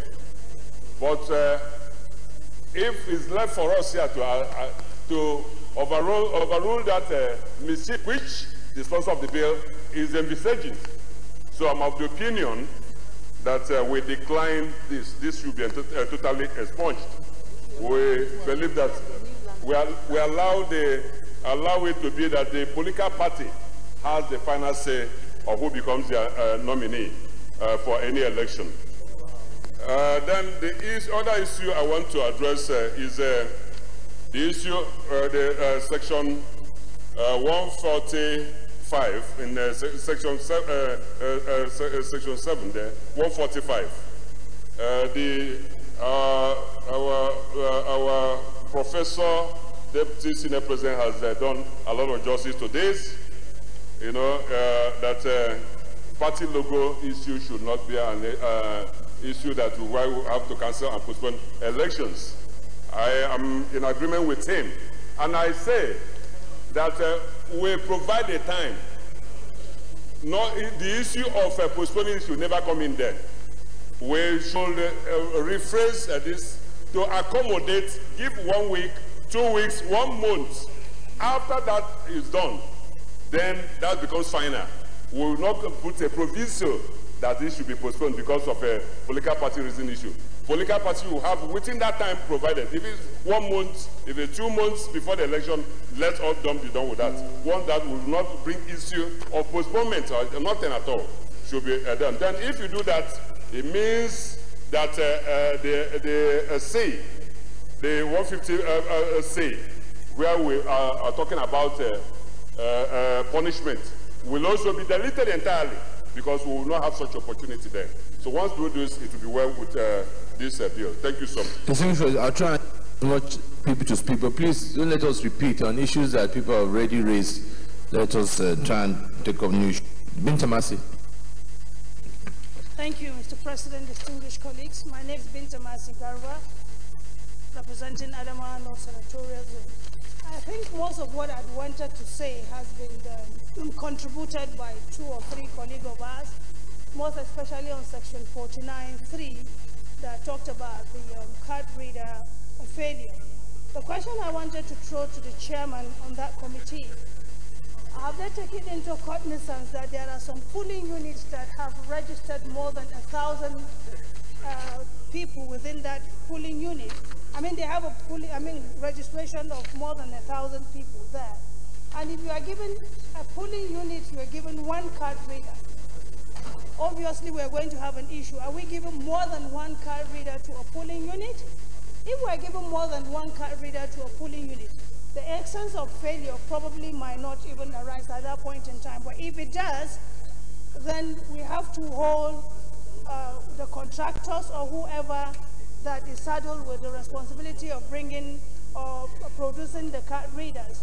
There must be a penalty that should be adduced to such company or organizations responsible for the card readers. But again, 24 hours is not ideal for such, because there are, porous constituencies where you have, they are mountainous in nature, or even the riverine area. So 24 hours is not ideal for that. Probably, again, we have to look into that. And again, I think Senator Dino has captured all what I wanted to say in section 87.12, where given the mandate for INEC to make alteration on behalf of the party, I think it is in advance to the political parties' manifestos or constitutions of those political parties. But sir, we have to look into section 49.3 that talks about the card readers, and we have to put into cognizance some of the porous nature of our constituencies. Like I'm from, my people are more into the mountainous areas within the Mambilas Mountains, and even those areas within the border town, where obviously you take about almost 12 hours to reach a particular area. So we have to look into that 24-hour section 49.3. Thank you. Senator Yusuf. Thank you, Mr. President and distinguished colleagues. My comments in C, the election expenses, section 91, subsection 1. I just want to give some guidance to that. I understand we need to have this kind of control the expenses. But if we talk about election, I understand it is general election. That is the one under the ambit of INEC. And I thought, I should give a guidance to that as follows. General election expenses as determined by by INEC through establishment of dedicated bank account shall not exceed the sum stipulated in section 2 to 7. The reason why I say so, unless if there is a dedicated account, and also the expenses heads are determined by INEC, then this section will be superfluous. Secondly, sir, if we say a candidate who knowingly acts, a fine of 1%, a senator is expected to spend 100 million, and he's found to flout this one, and he's expected to pay only 1 million naira. That does not make a lot of sense at all. So it's either we are going to make it a serious affair, or we expunge the whole thing. Thank you very much, Mr. Chairman. Senator Porker. Mr. President, I want to lean my voice to the argument raised by my colleagues. First, Mr. President, on section 87.12, I share the view that the party is absolute, and we should remove INEC from intervening in determining the final say of who becomes a candidate for a political party.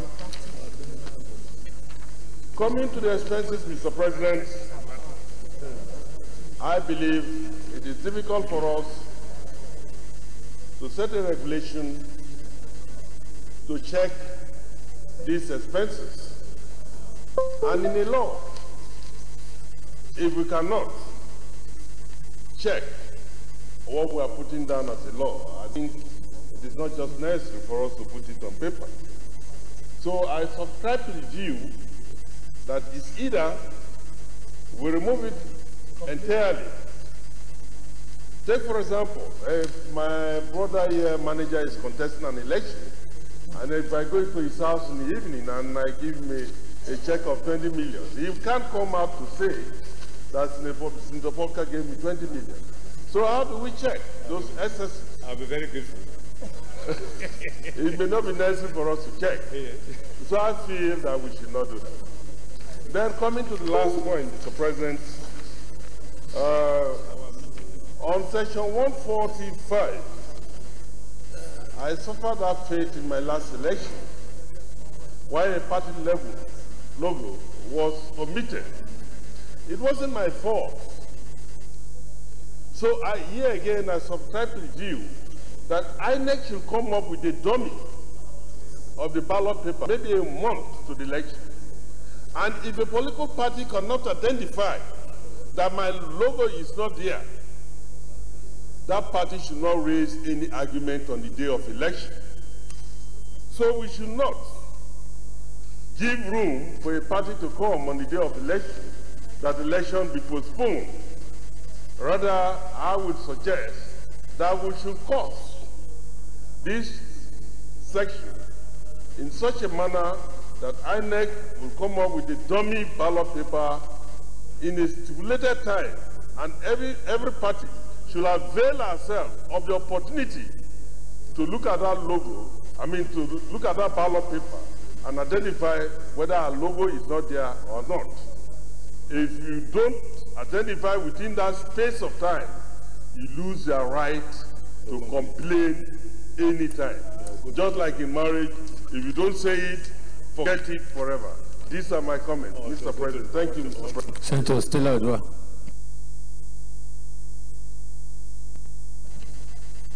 Thank you, Mr. President. Dear colleagues, my name is Stella Odua. I represent Anambra North.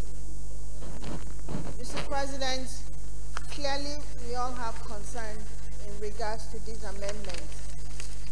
But my major concern, Mr. President, is as follows. Number one, I think it will help all of us if we step down this debate and send it back to the committee for further robust debates.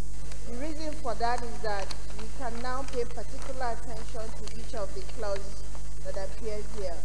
Mr. President, if we are not careful, increasingly we are taking an election process away from the electorate back to the courtroom. Every clause here has a landmine, and we must be very, very careful to dissect it to the extent that we do not make election victory a victim, to the extent that once you win your election, you'll be victimized because your opponent will head straight to court. And I think we need to guide against that. Again, Mr. President, supremacy of the party is going to be diminished if we do not take care to amend this very carefully. And so my humble suggestion, Mr. President, is that we do take this back to the committee for further deliberation and then return it back to the House. And so we can robust again discuss this. Thank you, Mr. President. Distinguished colleagues, those in favor that this bill be not read the second time say aye. Those against say nay. The ayes have it. Clerk of the Senate.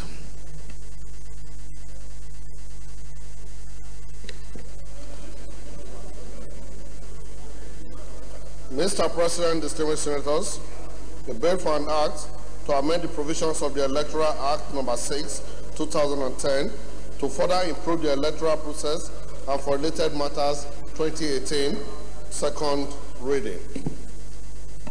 A bill for an act to amend the provisions of the Electoral Act No. 6, 2010, to further improve the electoral process and for related matters, 2018, is read the second time. This bill is referred to the Chairman INEC, and to report back to us. How long will it take you? In view of the fact that there are many amendments, I think maybe we'll take it up to Tuesday. Okay, all right. That is fair. Please take note. Please take note of all the amendments. A number of amendments here that people feel very strongly about. Please take note of that, and at least also ensure that you work closely with your counterpart on the Green Chamber, so that makes life much easier for us by the time we finish our work. All right, then. Thank you. So to report back to us on Tuesday. Leader of the Senate.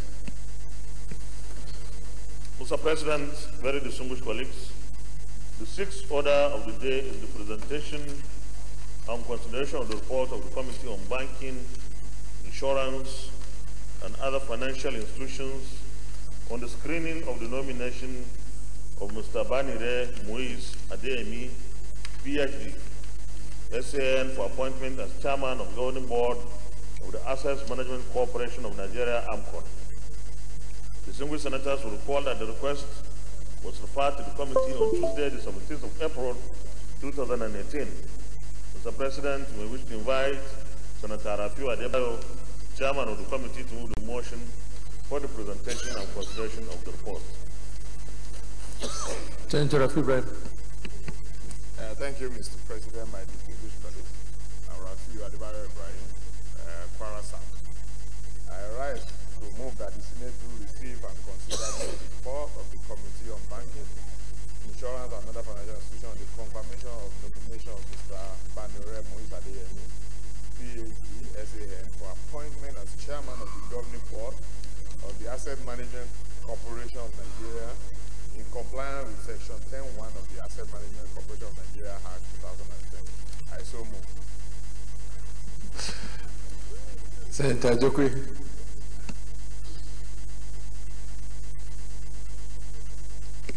Mr. President, distinguished colleagues, I rise to support the motion that the report of the Committee on Banking, Insurance, and other financial institutions be considered. I so support. Distinguished colleagues, those in favor that the Senate do receive and consider the report of the Committee on Banking, Insurance, and other financial institutions on the confirmation of the nomination of Mr. Banire Moise Adeyemi, PhD, SAN, for appointment as Chairman of the Governing Board of Asset Management Corporation of Nigeria in compliance with Section 10(1) of the Asset Management Corporation of Nigeria, AMCON Act 2010. Those in favor say aye. Those against say nay. The ayes have it. Senator Rafiu Adebayo, come and lay the report and then present your report.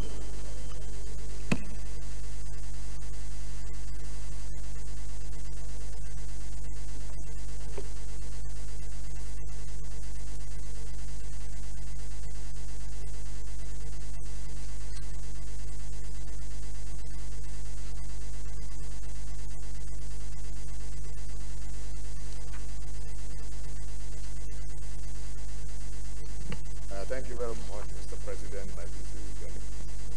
The Senate in listening on Wednesday, 18th July 2018, considered the request of Mr. President, Commander-in-Chief, for confirmation of his nominee, Mr. Moise Banire Adeyemi, PhD, SAN, for appointment as Chairman of the Governing Board of the Asset Management Corporation of Nigeria. Accordingly, the Senate, by its order of reference, that's the first position of Wednesday, 18th July, referred the request to our committee. In carrying out this assignment, the committee adopted its usual modus operandi for screening of nominees as follows. The senior special assistant to Mr. President presented the nominee to the committee, and the nominee 23rd July, the nominee appeared before the committee and was screened. He was interviewed on various aspects regarding his life, work experience, and on such area that to determine his suitability for confirmation by the Senate of the Federal Republic of Nigeria. When asked to comment on the 10 years tenure provided in the Act for Armed Conflict of Legal Service, the nominee stressed that armed responsibility should go beyond debt recovery. According to him, in a country such as the Republic of Ireland, the Asset Management Agency has become a permanent institution whose functions have become very broad and complex than only debt recovery. We promise to liaise with the National Assembly to fashion out the needed legislative framework that will expand the functionality, and tenure of armed conflict. Our findings is as follows: that he was born on 6 October 1966, hail from Lagos Island, area of Lagos State, in the southwest geopolitical zone of Nigeria. He has the following academic and professional qualifications. Aside first looking into West Africa School Certificate, he has LLB, Bachelor of Law, University of Lagos, BL, Barrister of Law, that's Nigerian Law School, LLM, Master of Law, University of Lagos, PhD in Property Law, University of Lagos, Master Certificate in Arbitrations, Lagos Court of Arbitration Training Institute. The nominee is a senior advocate of Nigeria and belongs to the fellowship and membership of the following professional bodies: Nigeria Judiciary Council, a member; Body of Lecturers, a member; Nigeria Bar Association, a member; Law Society of England, a registered foreign lawyer; International Bar Association, a member, and is a fellow Institute of Transport Administration of Nigeria, Associate Member, Charter Institute of Arbitrator, Fellow Nigerian Institute of Management, Member Institute of Charter Secretaries and Administrators. The nominee is credited with numerous research and analytical work as evidence in numerous publications. The nominee began his work career during his chamber attachment with Gani Fawoyimi Chambers in 1989 and his National Youth Service Program with the Legal Aid Council and State. He was counsel in Seun Akinbiye and Co. He was principal partner in the same Akinbiye Banere and Co. Senior lecturer, Department of Private and Property Law, Faculty of Law, University of Lagos. Special advisor on political and legislative matters to Lagos State Government, June 1999. Honorable Commissioner for Special Duty, 1999 to 2000. Honorable Commissioner for Transportation, 2000 to 2007 in Lagos State. Honorable Commissioner for Environment, Lagos State, 2007 to 11. Founder and Principal Associate N.A. Banere and Associate Director. Numerous and ad hoc position responsibility within the University of Lagos. Observation at the end of screening exercise, the committee observed that the nominee is very resourceful, diligent, articulate, and competent with extensive organization ability.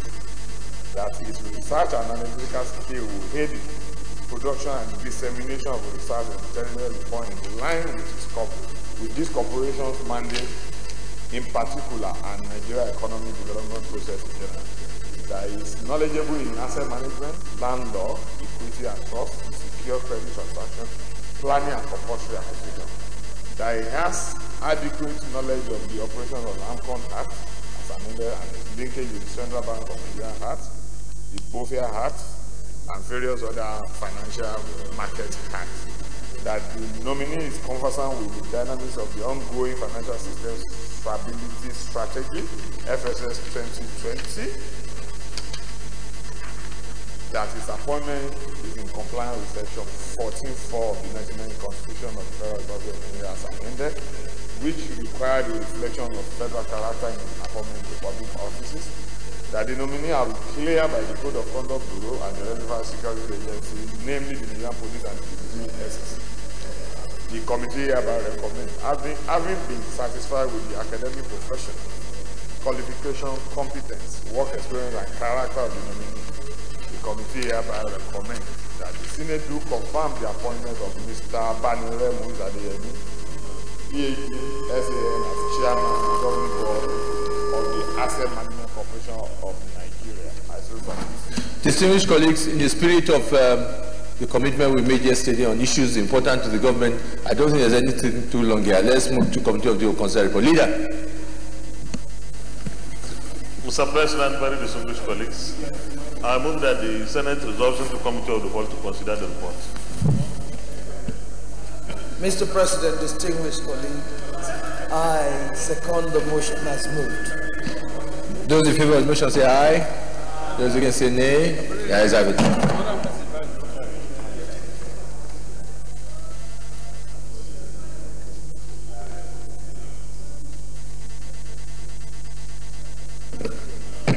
Distinguished colleagues, I think we've all seen the report. The report is supporting the recommendation of confirmation of the candidate, and I think also, as part of our own good faith in keeping to our agreement to ensure that we support the government in their appointments, I don't think there should be any objections in this. Those in favor say aye. Those against say nay. The ayes have it. Leader, progress. Progress. Mr. Chairman, very distinguished colleagues, I move that the Senate reverse the plenary for the chair to report progress. Distinguished colleagues, I so support. Favor that report back to President Procure say aye. Those against say nay. The ayes have it.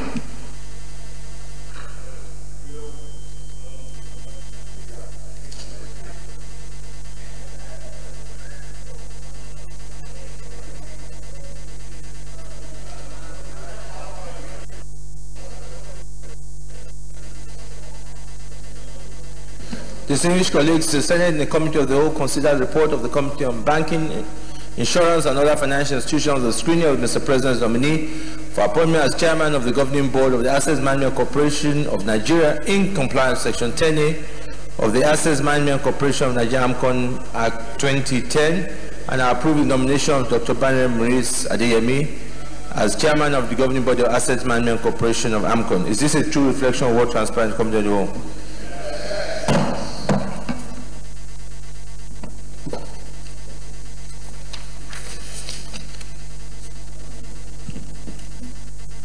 Distinguished colleagues, will the Senate approve the nomination of Dr.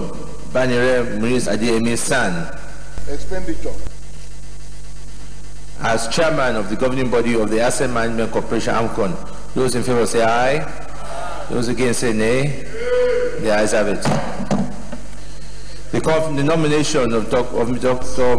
Banire Maurice Adeyemi is hereby confirmed as Chairman, Governing Body of the Asset Management Corporation of Nigeria. Leader of the Senate. Mr. President, very distinguished colleagues, the seventh order of the day is the presentation and consideration of the report of the Committee on Banking, Insurance and other financial institutions on the screening of the nomination of Mr. Folashodun Adebisi Shonubi for appointment as the Deputy Governor of the Central Bank of Nigeria. Distinguished senators will recall that the request was referred to the committee on Tuesday, 10th July 2019. Mr. President, you may wish to once again invite Senator Rafiu Adebayo, Chairman of the committee, to move the motion for the presentation and consideration of the report.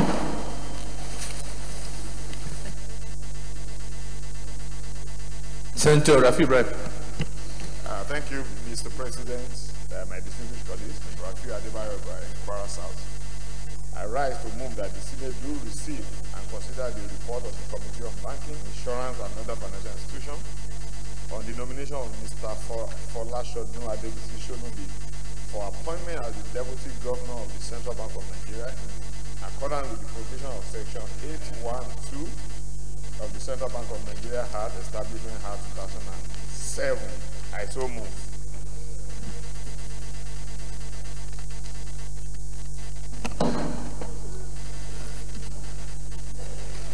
Senator Polka.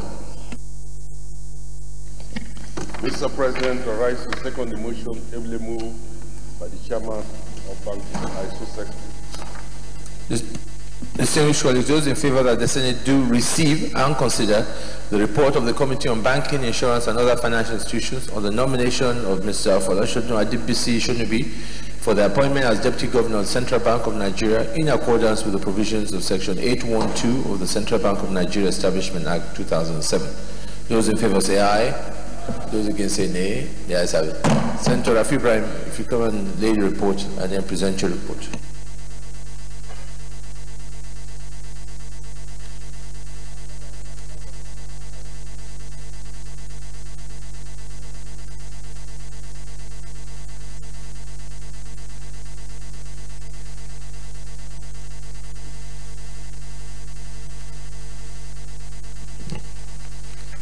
Thank you, Mr. President, distinguished colleagues.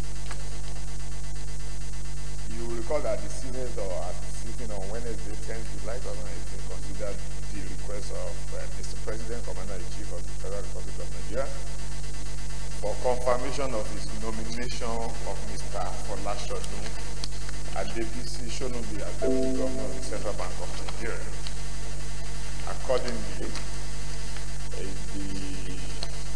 confirmation was referred to the committee 5-vote and proceeding of Wednesday, 10th July 2018 for the nominee to be screened by the committee.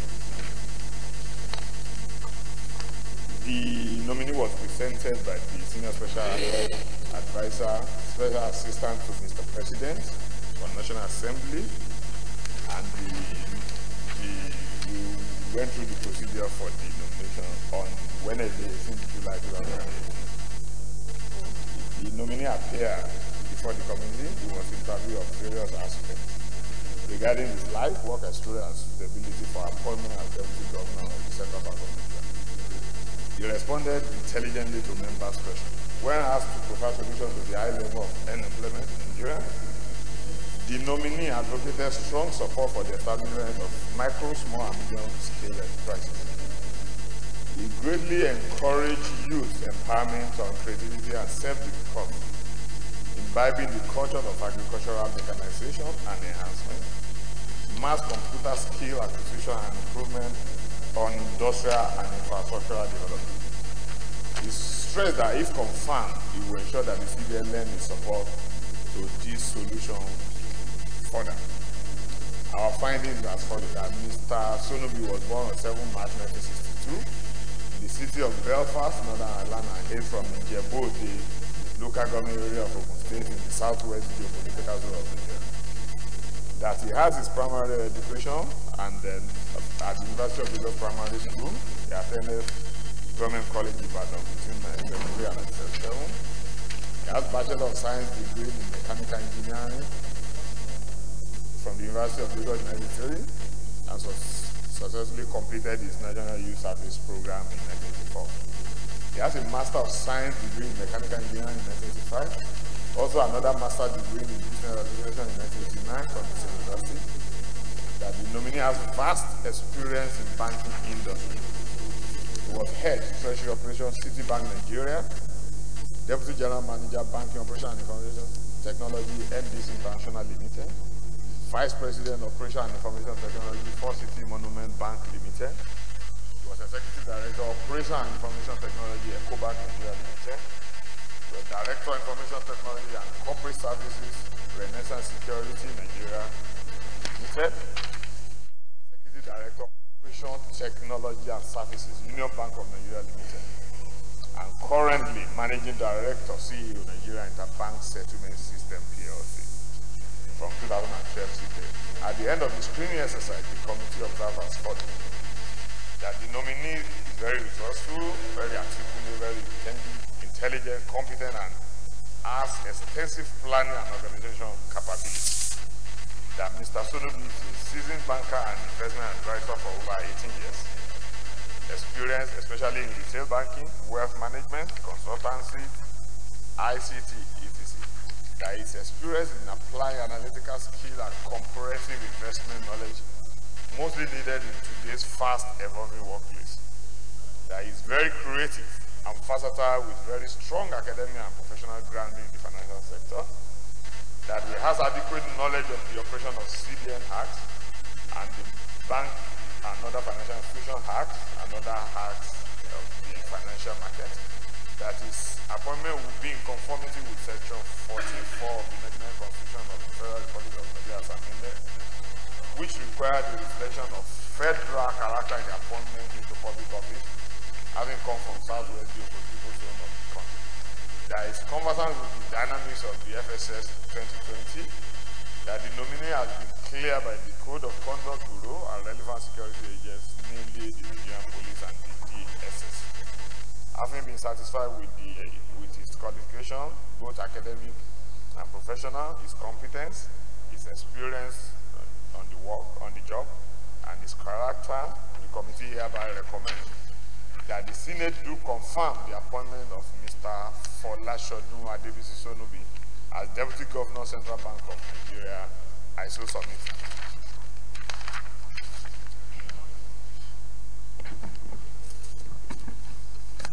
Yes, Senator Barrow. Thank you, Mr. President. I am Senator Barrow Jibrin, I represent Canada. Mr. President, this nominee has a wonderful pedigree, as shown in his resume. He has all it takes to be the Deputy Governor of the Central Bank. Therefore, all the Senate, without much ado, to get him, to give him the nod to be the next Deputy Governor of the Central Bank. I so submit, Mr. President. Senator Yusuf. Thank you, Mr. President, distinguished colleagues. Looking at the information we have and the dates corresponding with his experience, he is a graduate of a master's degree in engineering in 1985 and a graduate of business administration in 1989. It will be difficult for him to get a treasury operations of Citibank in 1990. So we need further information as to when he joined banking so that we can look critically into areas that correspond with his banking experience. So I thought I should draw the attention of the House to this effect, sir. So what are you questioning? That he worked in a bank? What I'm saying is he became head of treasury of Citibank in 1990, and he was a graduate of business administration in 1989. So he cannot just take 1 year to head a treasury department in a bank like Citibank. So that's why we need information as to when he started his banking career to enable us to dovetail into when he became head of treasury. Okay, Senator Rafi Ibrahim. Yeah, he started working in 1984 from Citibank, so he has been in the bank for 6 years before he became the head of treasury. Thank you. Okay. Yeah. Binta.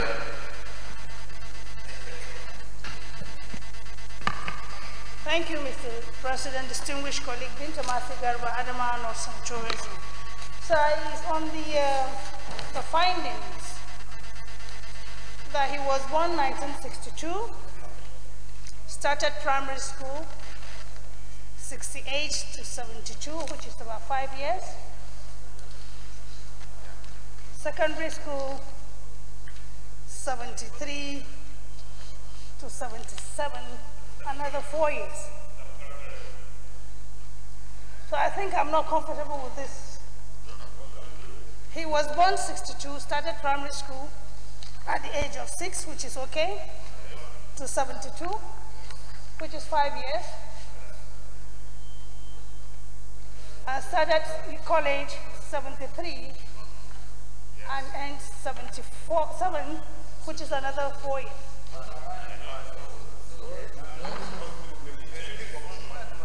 It's supposed to be 5 years, sir. 6 years. Started 66, primary school, and ended up at 72, which is 10 years. And I spent 5 years in second primary school.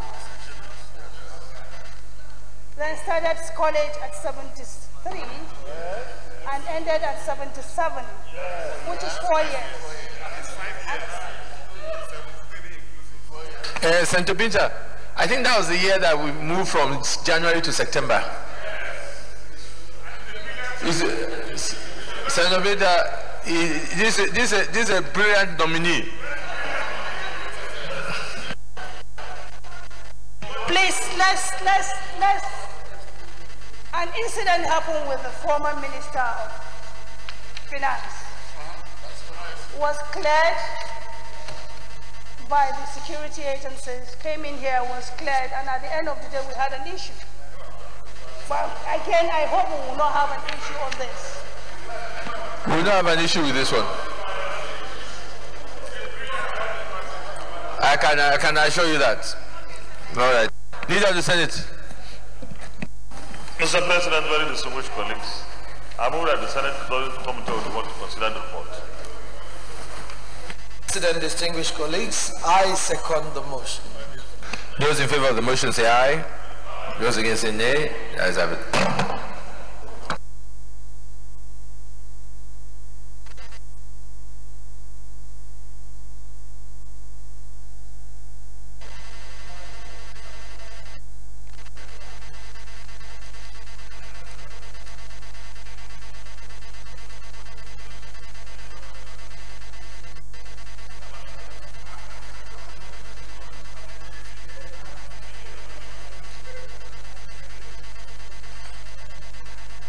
Distinguished colleagues, I conclude the deliberation. I put the question. Will the Senate approve the nomination of Mr. Deputy Shonubi for appointment as Deputy Governor of Central Bank? Those in favor say aye. Those against say nay. The ayes have it. Leader of the Senate. Mr. President, Mr. Chairman, very distinguished colleagues, I move that the Senate reverse the plenary for the charge of board progress. Mr. President, distinguished colleagues, I second the motion as moved. Distinguished colleagues, those in favor of the motion, revert to plenary say aye. Those against say nay. The ayes have it.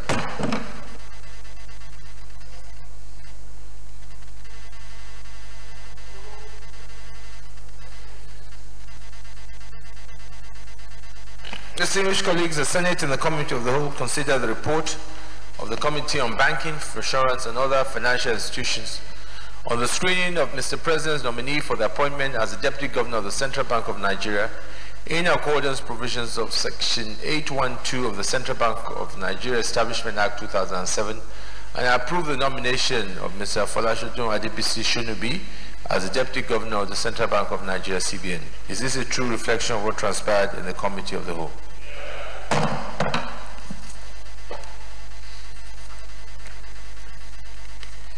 Distinguished colleagues, will the Senate confirm the nomination of Mr. Folashodun Adebisi Shonubi for appointment as the Deputy Governor of Central Bank of Nigeria? Those in favor say aye. Those against say nay. The ayes have it. The nomination of Mr. Folashodun Adebisi Shonubi is hereby confirmed as the Deputy Governor of the Central Bank of Nigeria. Senior colleagues, on behalf of my colleagues, let me congratulate both the new chairman of AMCON, Mr. Banire Minis, and the new Deputy Governor of Central Bank, Mr. Adebisi Shonubi. I wish them a successful tenure and their contributions to the economic development of our country, and commend Mr. President for the quality of the nominees that they have brought forward to us. Leader of the Senate.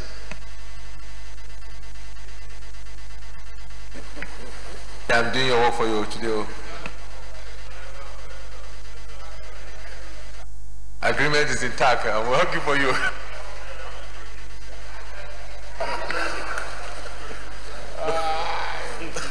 Mr. President, very distinguished colleagues, the eighth order of the day is the presentation and consideration of the report of the Committee on FCT on the Federal Capital Territory Appropriation Bill 2018. Distinguished senators will recall that the bill was referred to the committee on Thursday, the 12th of July 2018. Mr. President, you may wish to invite Senator Dino Melay, Chairman of the committee, to move the motion for the presentation and consideration of the report. Senator Dino Milai. Mr. President, my very respected colleagues, Dino Milai, Kogi West. Mr. President, I do move that this very distinguished Senate do receive and consider the report of the Federal Capital Territory Statutory Appropriation Bill 2018, SB 690. I so move. Senator Shaba Lafayette.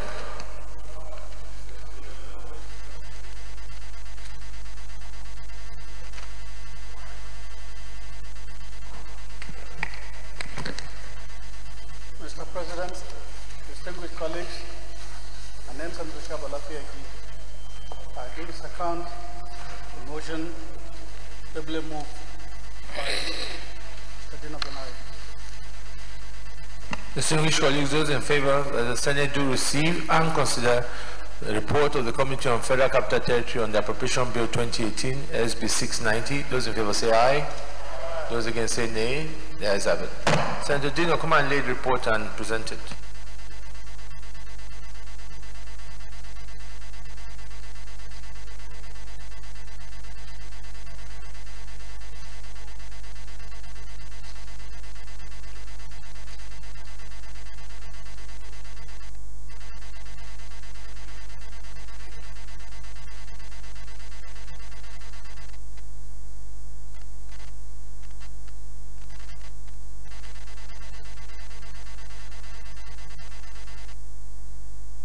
Senator Dino Milai, we're waiting for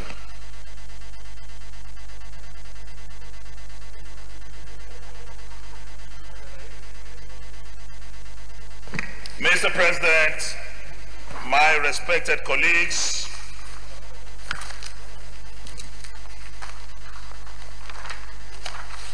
the report of the Senate Committee on FCT, on the FCT Statutory Appropriation Bill 2018, SB 690. Mr. President, distinguished colleagues, you would recall, in line with the provisions of the Constitution of the Federal Republic of Nigeria, 1999 as amended, the FCT Statutory Appropriation Bill 2018 was read for the first time on Wednesday, the 4th of July 2018. The Senate concluded debate on the second reading on Thursday, the 12th July 2018, and the bill was referred to the Committee on Federal Capital Territory for further legislative action and to report back within 4 weeks.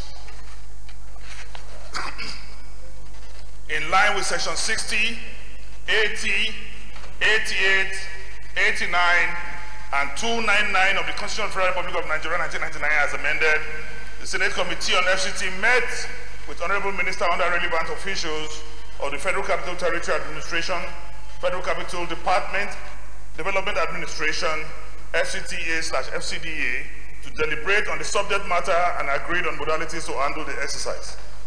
For the want of time, Mr. President, I'll just go straight to the recommendation.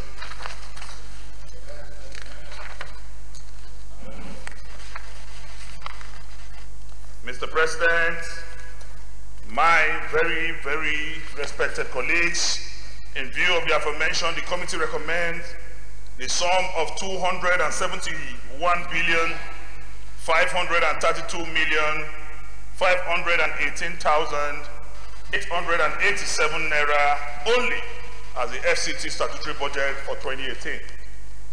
From the projected revenue of 271,532,518,887 naira only, the sum of 56,194,171,520 naira only is for personnel costs.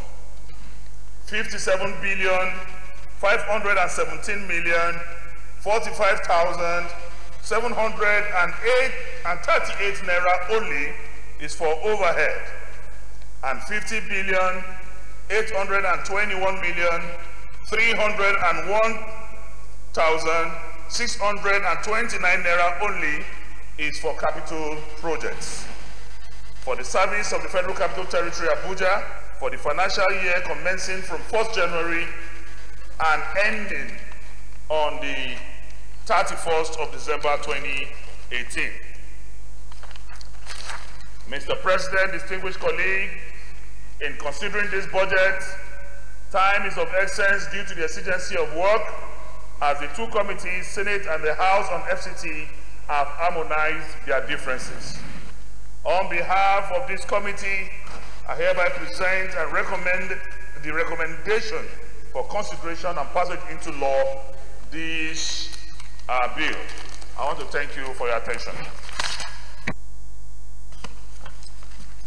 Yes, Senator Barrow.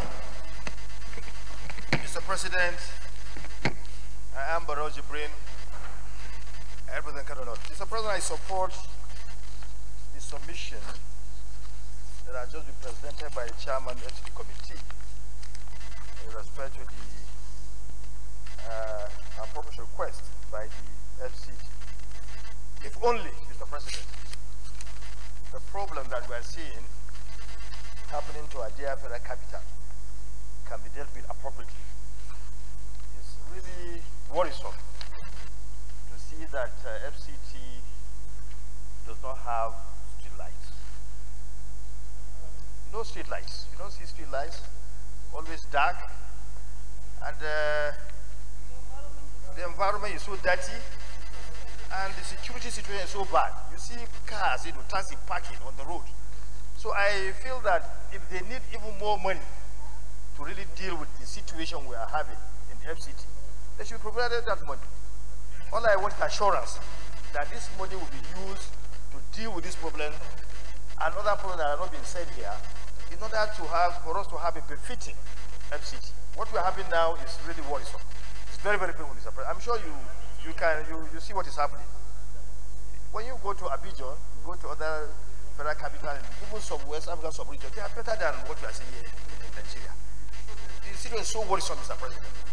So I support that they should be given, even if they need more money, they should be given. But as far as we are going to have a befitting federal capital territory, then that will be okay for us.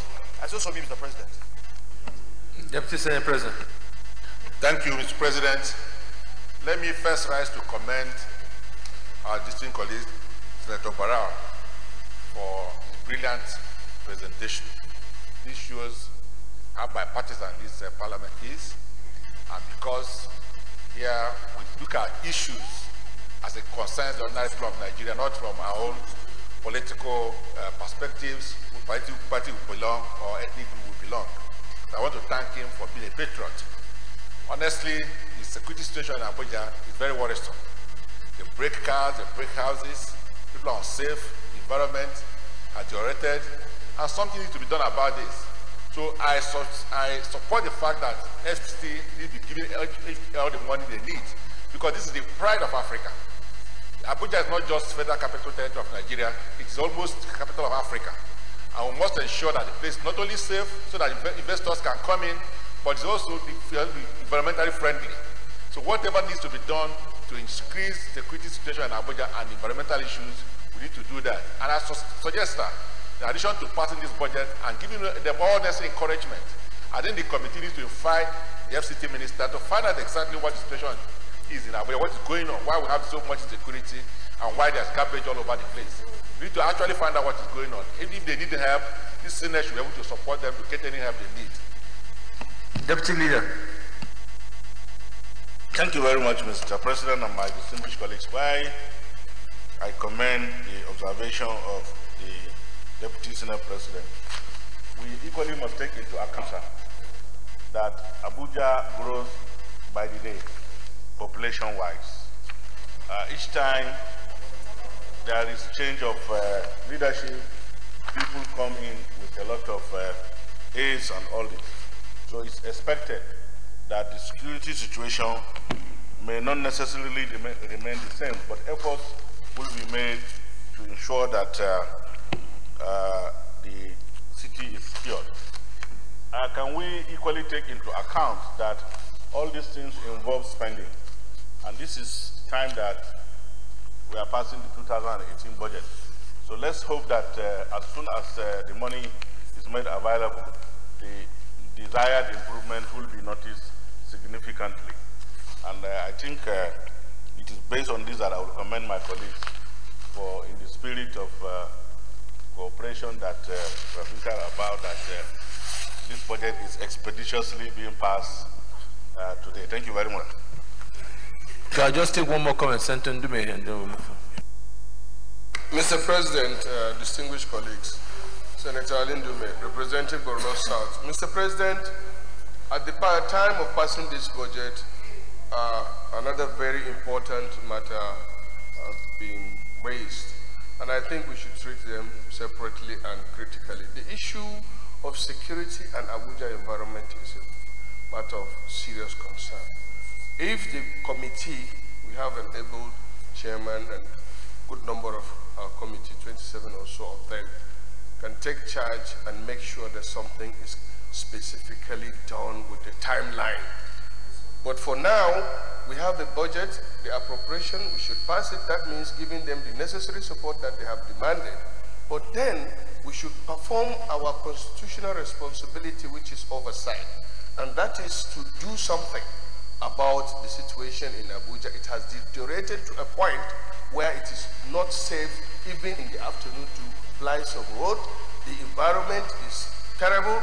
And Nigeria, Lagos, and Port Harcourt are the first phase of Nigeria. If anybody comes into it, the impression he has right from the airport is very pathetic. So we should be categorical about assigning the committee, and even if we have to get those responsible to this chamber to tell us what are they going to do, how are they going to do it, and then we charge the responsibility of reporting back, or we see it ourselves that the situation improves. Really something has to be done, and urgently. Okay, I would like Senator Dinamilai to give us some information before we move to resolve the Committee of Supply.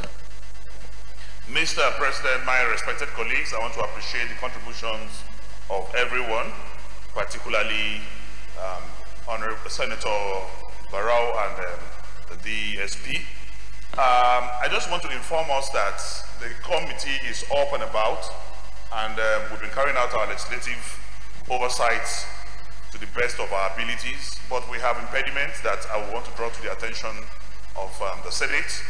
Mr. President, due to the policy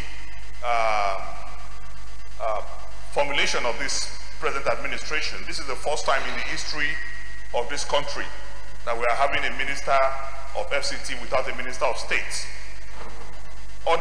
Before now, we have always had two ministers in the FCT, but by the policy of this administration, I want to assure you that the minister is overwhelmed to start with.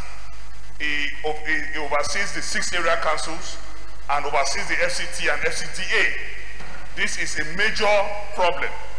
Secondly, Mr. President, we have invited the police more than 3 or 4 times. They will not honor our invitations.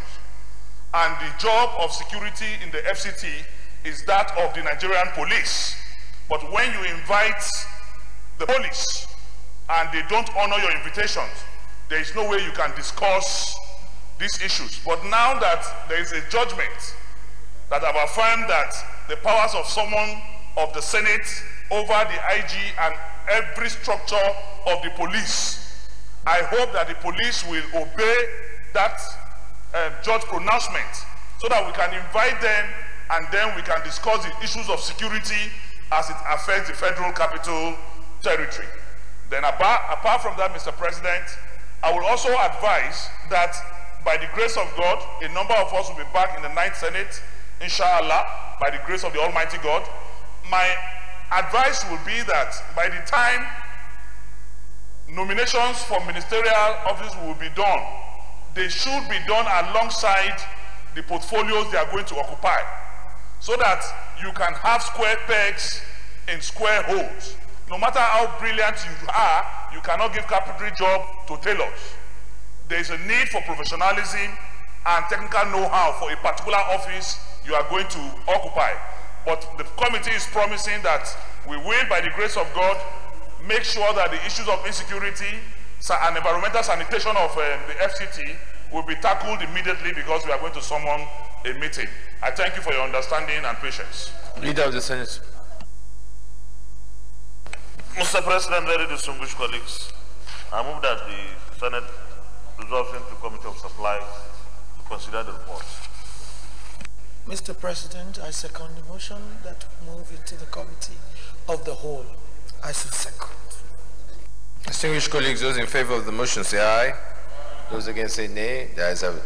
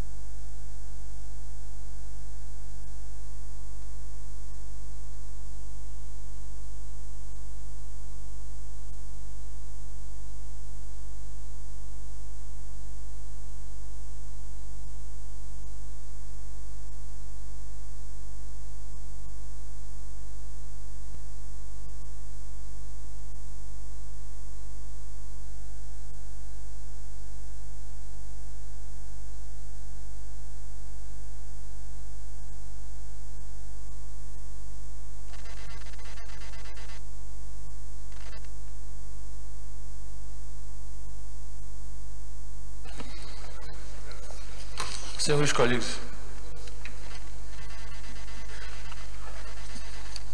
we will now consider this bill clause by clause. We will start with the schedules first. Schedule Part A, which is on page 3. Part A, recurrent non-debt expenditure.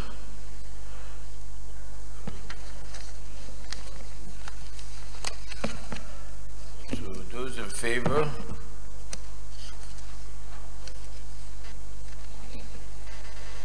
That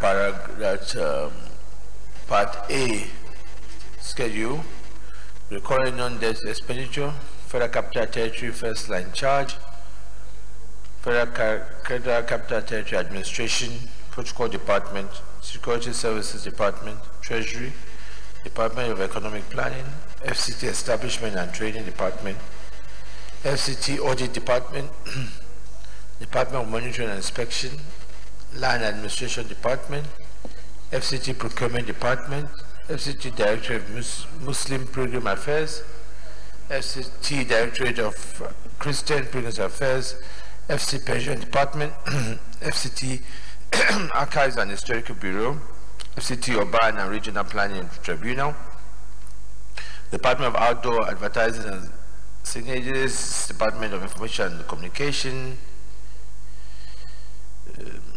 FCDA Administration, Finance and Administration, Engineering Services, Public Building, Resettlement and Compensation Department, Urban and Regional Planning, Survey and Mapping, Mass Housing Department, FCDA Procurement Department, FCDA Internal Audit, Public Relations, Engineering Design, FCT Legal Secretariat, Area Council Secretariat, ACSS Inspectorate Planning and Monitoring, ACSS Chieftaincy and Community Development, ACSS Primary Health Care Department, ACSS Planning, Research and Statistics, Area Council Service Commission, FCT Area Council Staff Pension Board, Office of the Director General of the FCT Area Council, Transport Secretariat, Road Traffic Services, Bus Rapid Transit and Transport Regulations, Department of Public Transportation, Department of Transportation, Education Secretariat, Agency for Mass Education, FCT Education Resource Center, FCT Universal Basic Education, FCT Secondary Education Board, FCT College of Education Zuba, FC Agency for Science and Technology, FCT Scholarship Board, Department of Quality Assurance, Department of Higher Education, Department of Policy, Planning, Research and Statistics, Health and Human Services Secretariat, School of Nursing and Midwifery, Public Health Management, Health Planning, Research and Statistics Department, Department of Pharmacy, FCT Medical Diagnostic Department, Health Management Board, Primary Healthcare Development Board, Agriculture and Rural Development Secretariat, FCT Agric Development Project, Department of Agric Services, Department of Agriculture, Planning, Research and Statistics, Department of Veterinary Services, Department of Animal Production, Department of Forestry and Rural Development,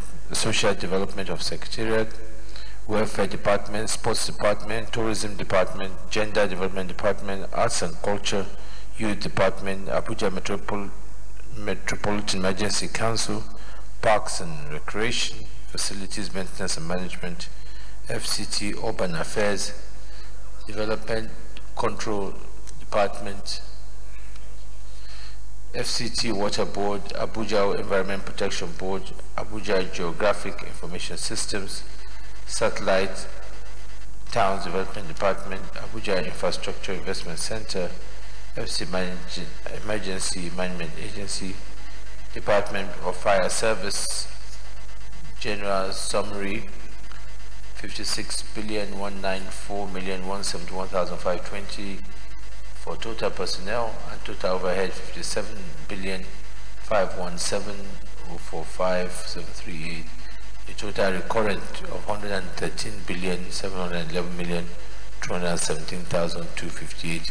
Just before I put the question, yes, let me take Senator Binta's observation. Thank you, Mr. Chairman, distinguished colleague Binta Masigarwa Adamano. So, two aspects I needed a clarification on which some of, the colleague of ours made mention of that. Item number 79 that talked about facility maintenance and management. Overhead is about 4.3 billion. 4 billion and 79 million.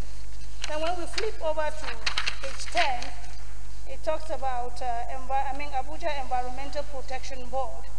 Again, the overhead is about 5.5 billion.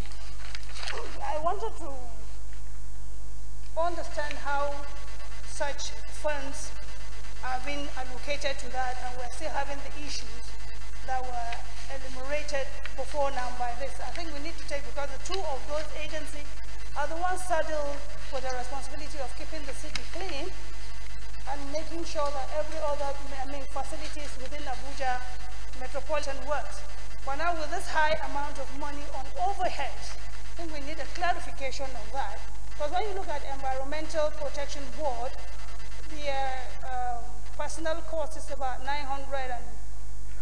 25 million, as against 5.5 billion as overhead.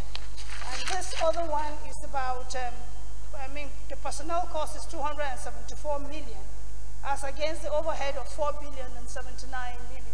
So we needed to get a clarification on that, instead of us talking over and over that the city is not clean and things are not working. Mr. Chairman of the city. Mr.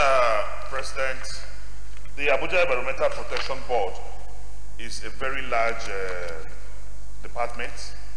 Number one, they pay those who help to generate the revenues and even waste management. And most of these activities are on PPP basis, and we need to pay our own part of the bargain. But I want to tell you that in IGR, what is generated is far extremely above what you are seeing here. But you need to also pay for services rendered, especially as it has to do with sewage control, as it has to do with environmental sanitation, as it has to do with also collection of revenue, and even enforcement is all under this department. So I want to say that it is not just overhead in terms of clerical activities. There are a lot of other services involved too. Senator Adiola. Mr. Chairman, distinguished colleague, Adiola Olamilekon, Lagos West. Mr. Chairman, I listened with rapt attention to the chairman of the committee on the issue of revenue. And one of his comments is that the revenue generated by these environmental protection agencies, there are payments that are being made to those who assist in generating the revenue.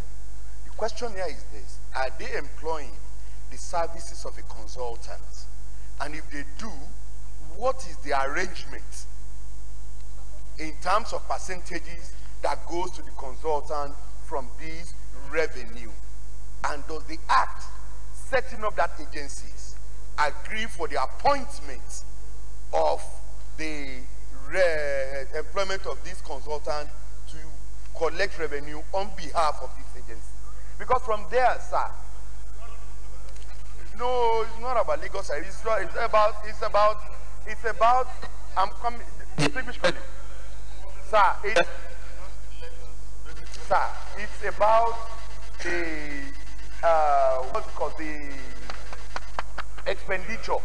Because if this expenditure as posited by Senator Binta to be too high, all these percentages that are paid, we form for part of this expenditure item. So we want the chairman to throw more light on this particular item of transaction so that we can at least have a clearer picture as to how the environmental protection agencies of the FCT is being run. So we want more clarification, sir.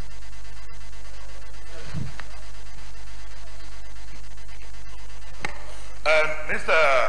Chairman and my colleagues, before I elucidate a little on this, I hope the leader of the Senate is noticing that it's the APC senators that are committing anti-party activities as we are proceeding with this.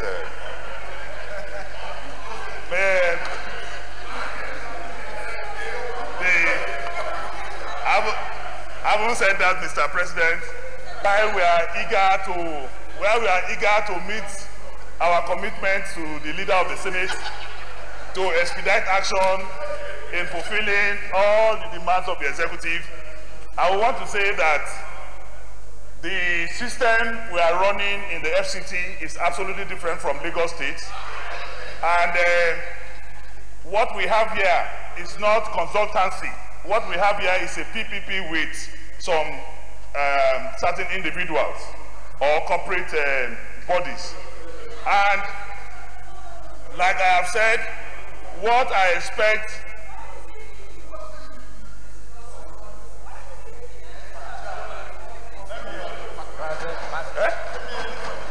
anyway, since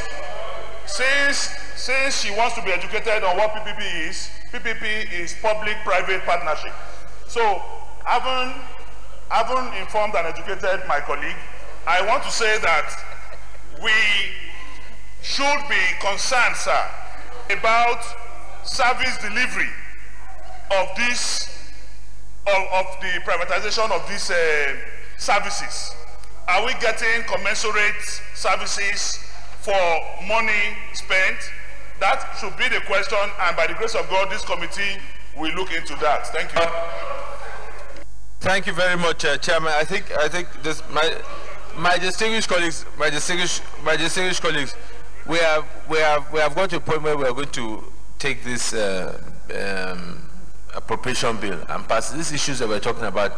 I think we have to find another day to actually debate the general issues of Abuja security, environment. Well, let us keep to our agreement and our commitment in line with it. So, yes, leader. The way the debate or the arguments are going, whether someone is doing anti-party or the agreement. You mentioned the agreement about 4 times. Thank you very much for the... But let me say this on a more serious note. I think at this point, we are supposed to consider this report clause by clause. The issues already raised are very germane issues. They are true. We have needs for improving the security in this FCT and other environmental issues. Those ones, I would suggest that the committee should handle that probably within next legislative week, so that whatever your outcomes are, you can tie them to the budget of this year, or whatever the situation will be.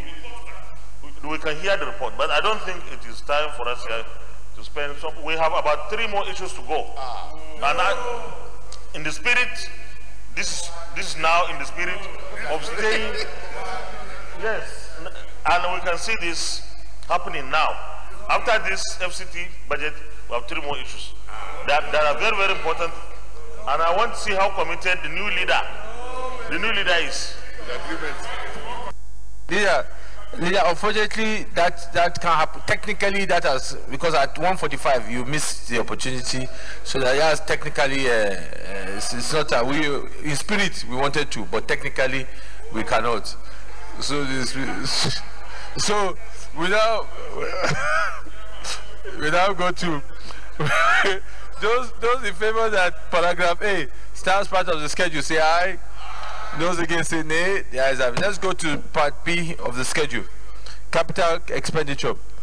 Federal Capital Territory Administration, Protocol Department, Security Services, FCT Treasury, Department of Economic Planning, Department of Human Resource Management, FCT Audit Department, Department of Monitoring and Inspection, Land Administration, FCT Procurement, FCT Director of Muslim Program, FCT Director of Christians, FCT Pension, FCT Archives and Historical Bureau, Urban and Regional, Department of Outdoor Services, Synergies, Departments of Information and Communication, FCDA Administration, Finance Administration, Engineering, Public Buildings, Resettlement and Compensation, Urban and Regional, Survey and Mapping, Mass Housing, FCDA Procurement Department, Internal Audit, Public Relations, Engineering Design, FCT Legal Secretariat, Area Council Secretariat, ACSS Inspectorate, ACSS Chieftaincy, ACSS Primary Health, ACSS Area Council Service Commission, FCT Area Council, Officer of the General Transport Secretariat, Road Traffic, Bus Rapid Transit, Department of Traffic Management, Department of Transport, Education Secretariat,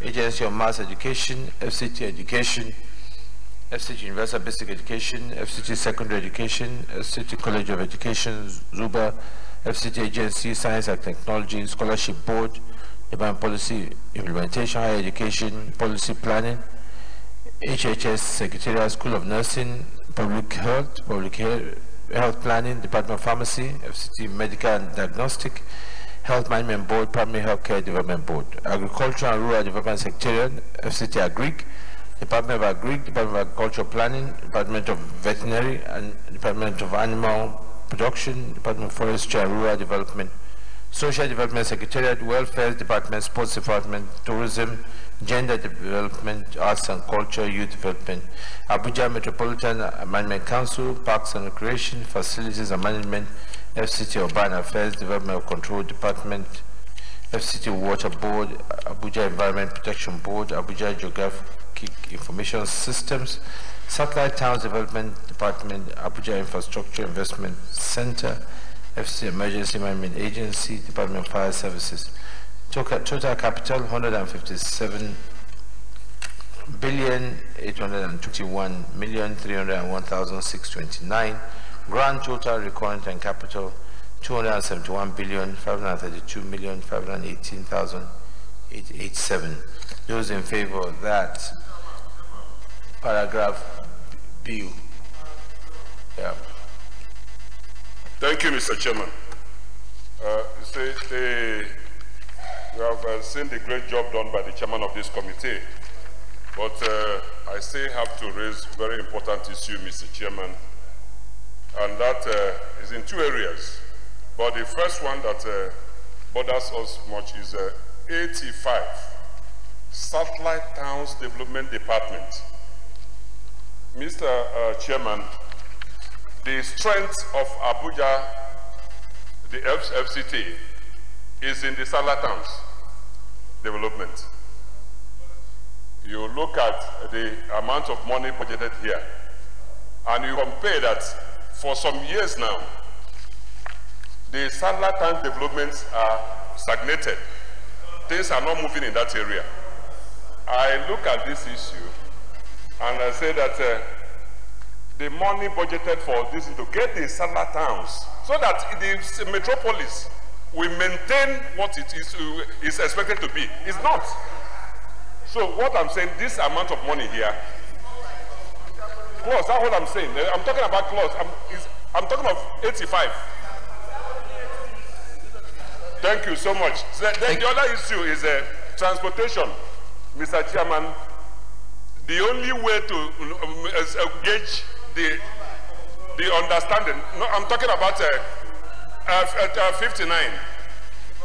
The only way to gauge whether a city or a community or town is informed or citizen, it depends on the transportation. This money there that you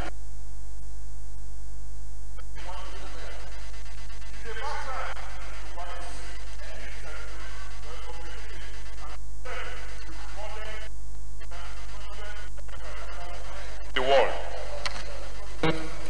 Question. Those in favor of that paragraph B stands part of the schedule say aye. Those against say nay. The ayes have it. Let's go by clause by clause. There are 7 clauses. We take clause 1.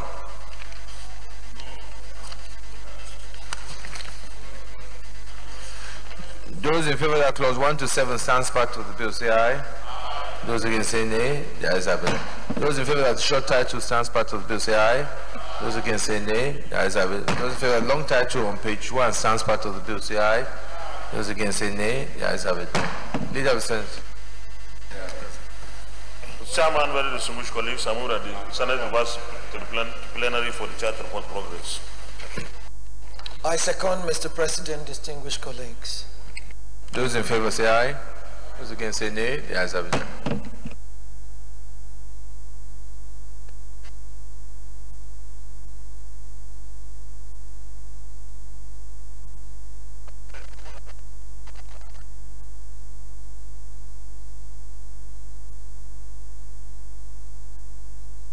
Distinguished colleagues, the Senate in the Committee of the Whole Supply, consider the report of the Committee on Federal Capital Territory FCT on the Appropriation Bill 2018 and resolve as follows.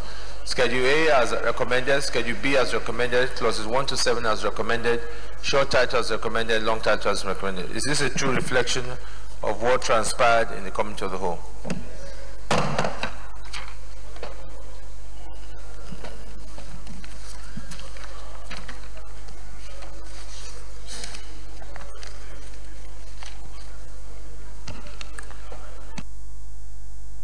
Leader of the Senate. Mr. President, very distinguished colleagues, I move that the bill be now read the 3rd time. I second, Mr. President. Thank you. Distinguished colleagues, those in favor that the bill is now read the 3rd time say aye. Those against say nay. The ayes have it. Clerk of the Senate. Mr. President, distinguished senators, a bill for an act to authorize the issue from the Federal Capital Territory Administration Statutory Revenue Fund or the Federal Capital Territory Administration account the total sum of 271,532,518,887 naira only, of which the sum of 56,166,171,520 naira only is for personnel costs, and the sum of 61,134,045,738 naira only is for overhead costs, while the balance of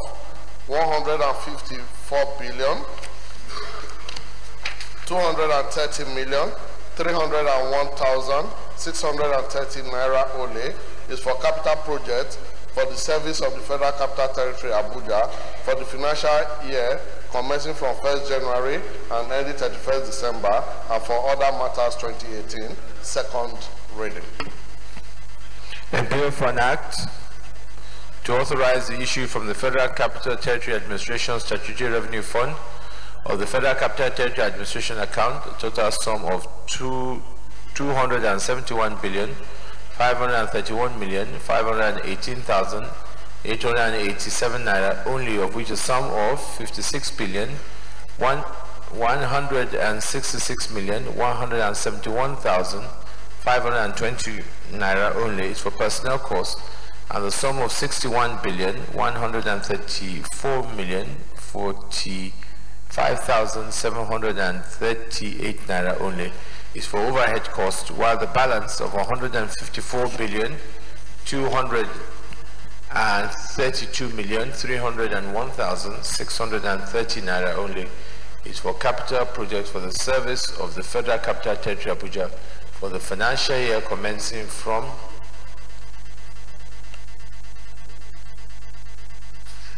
for the financial year commencing 1st January and ending on the 31st December, and for other matters 28/18 for third reading is hereby passed.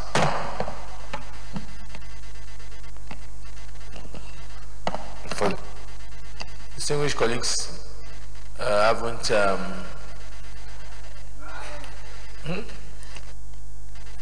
what? I think at it's already 2 o'clock. So I think what we will do is adjourn for now and refer the other matter to, we can take it tomorrow and carry on the exercise. Right, and adjourn for. And I'm saying, I'm advising you. I'm waiting for you. I'm guiding you.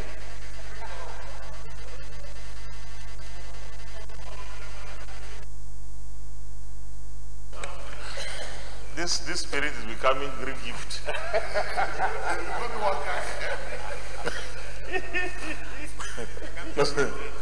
Mr. President, very distinguished colleagues, I move that the Senate suspends the consideration of all other items on the order paper till another legislative day.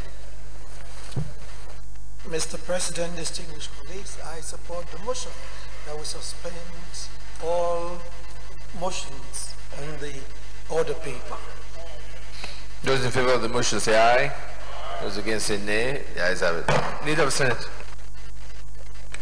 Mr. President, very distinguished colleagues, having concluded today's proceedings on the order paper, I hereby move that the Senate do adjourn till tomorrow, Thursday, the 11th of October, 2018 at 10 a.m. prompt. I so move. President, distinguished colleagues, I support the motion as moved by the Senate leader. Distinguished colleagues, those in favor of the motion that we hereby adjourn to Thursday, 11th October 2018 at 10 a.m. say aye. Those against say nay. The ayes have it. The Senate is accordingly adjourned to Thursday, 11th October 2018 at 10 a.m. prompt. The Senate.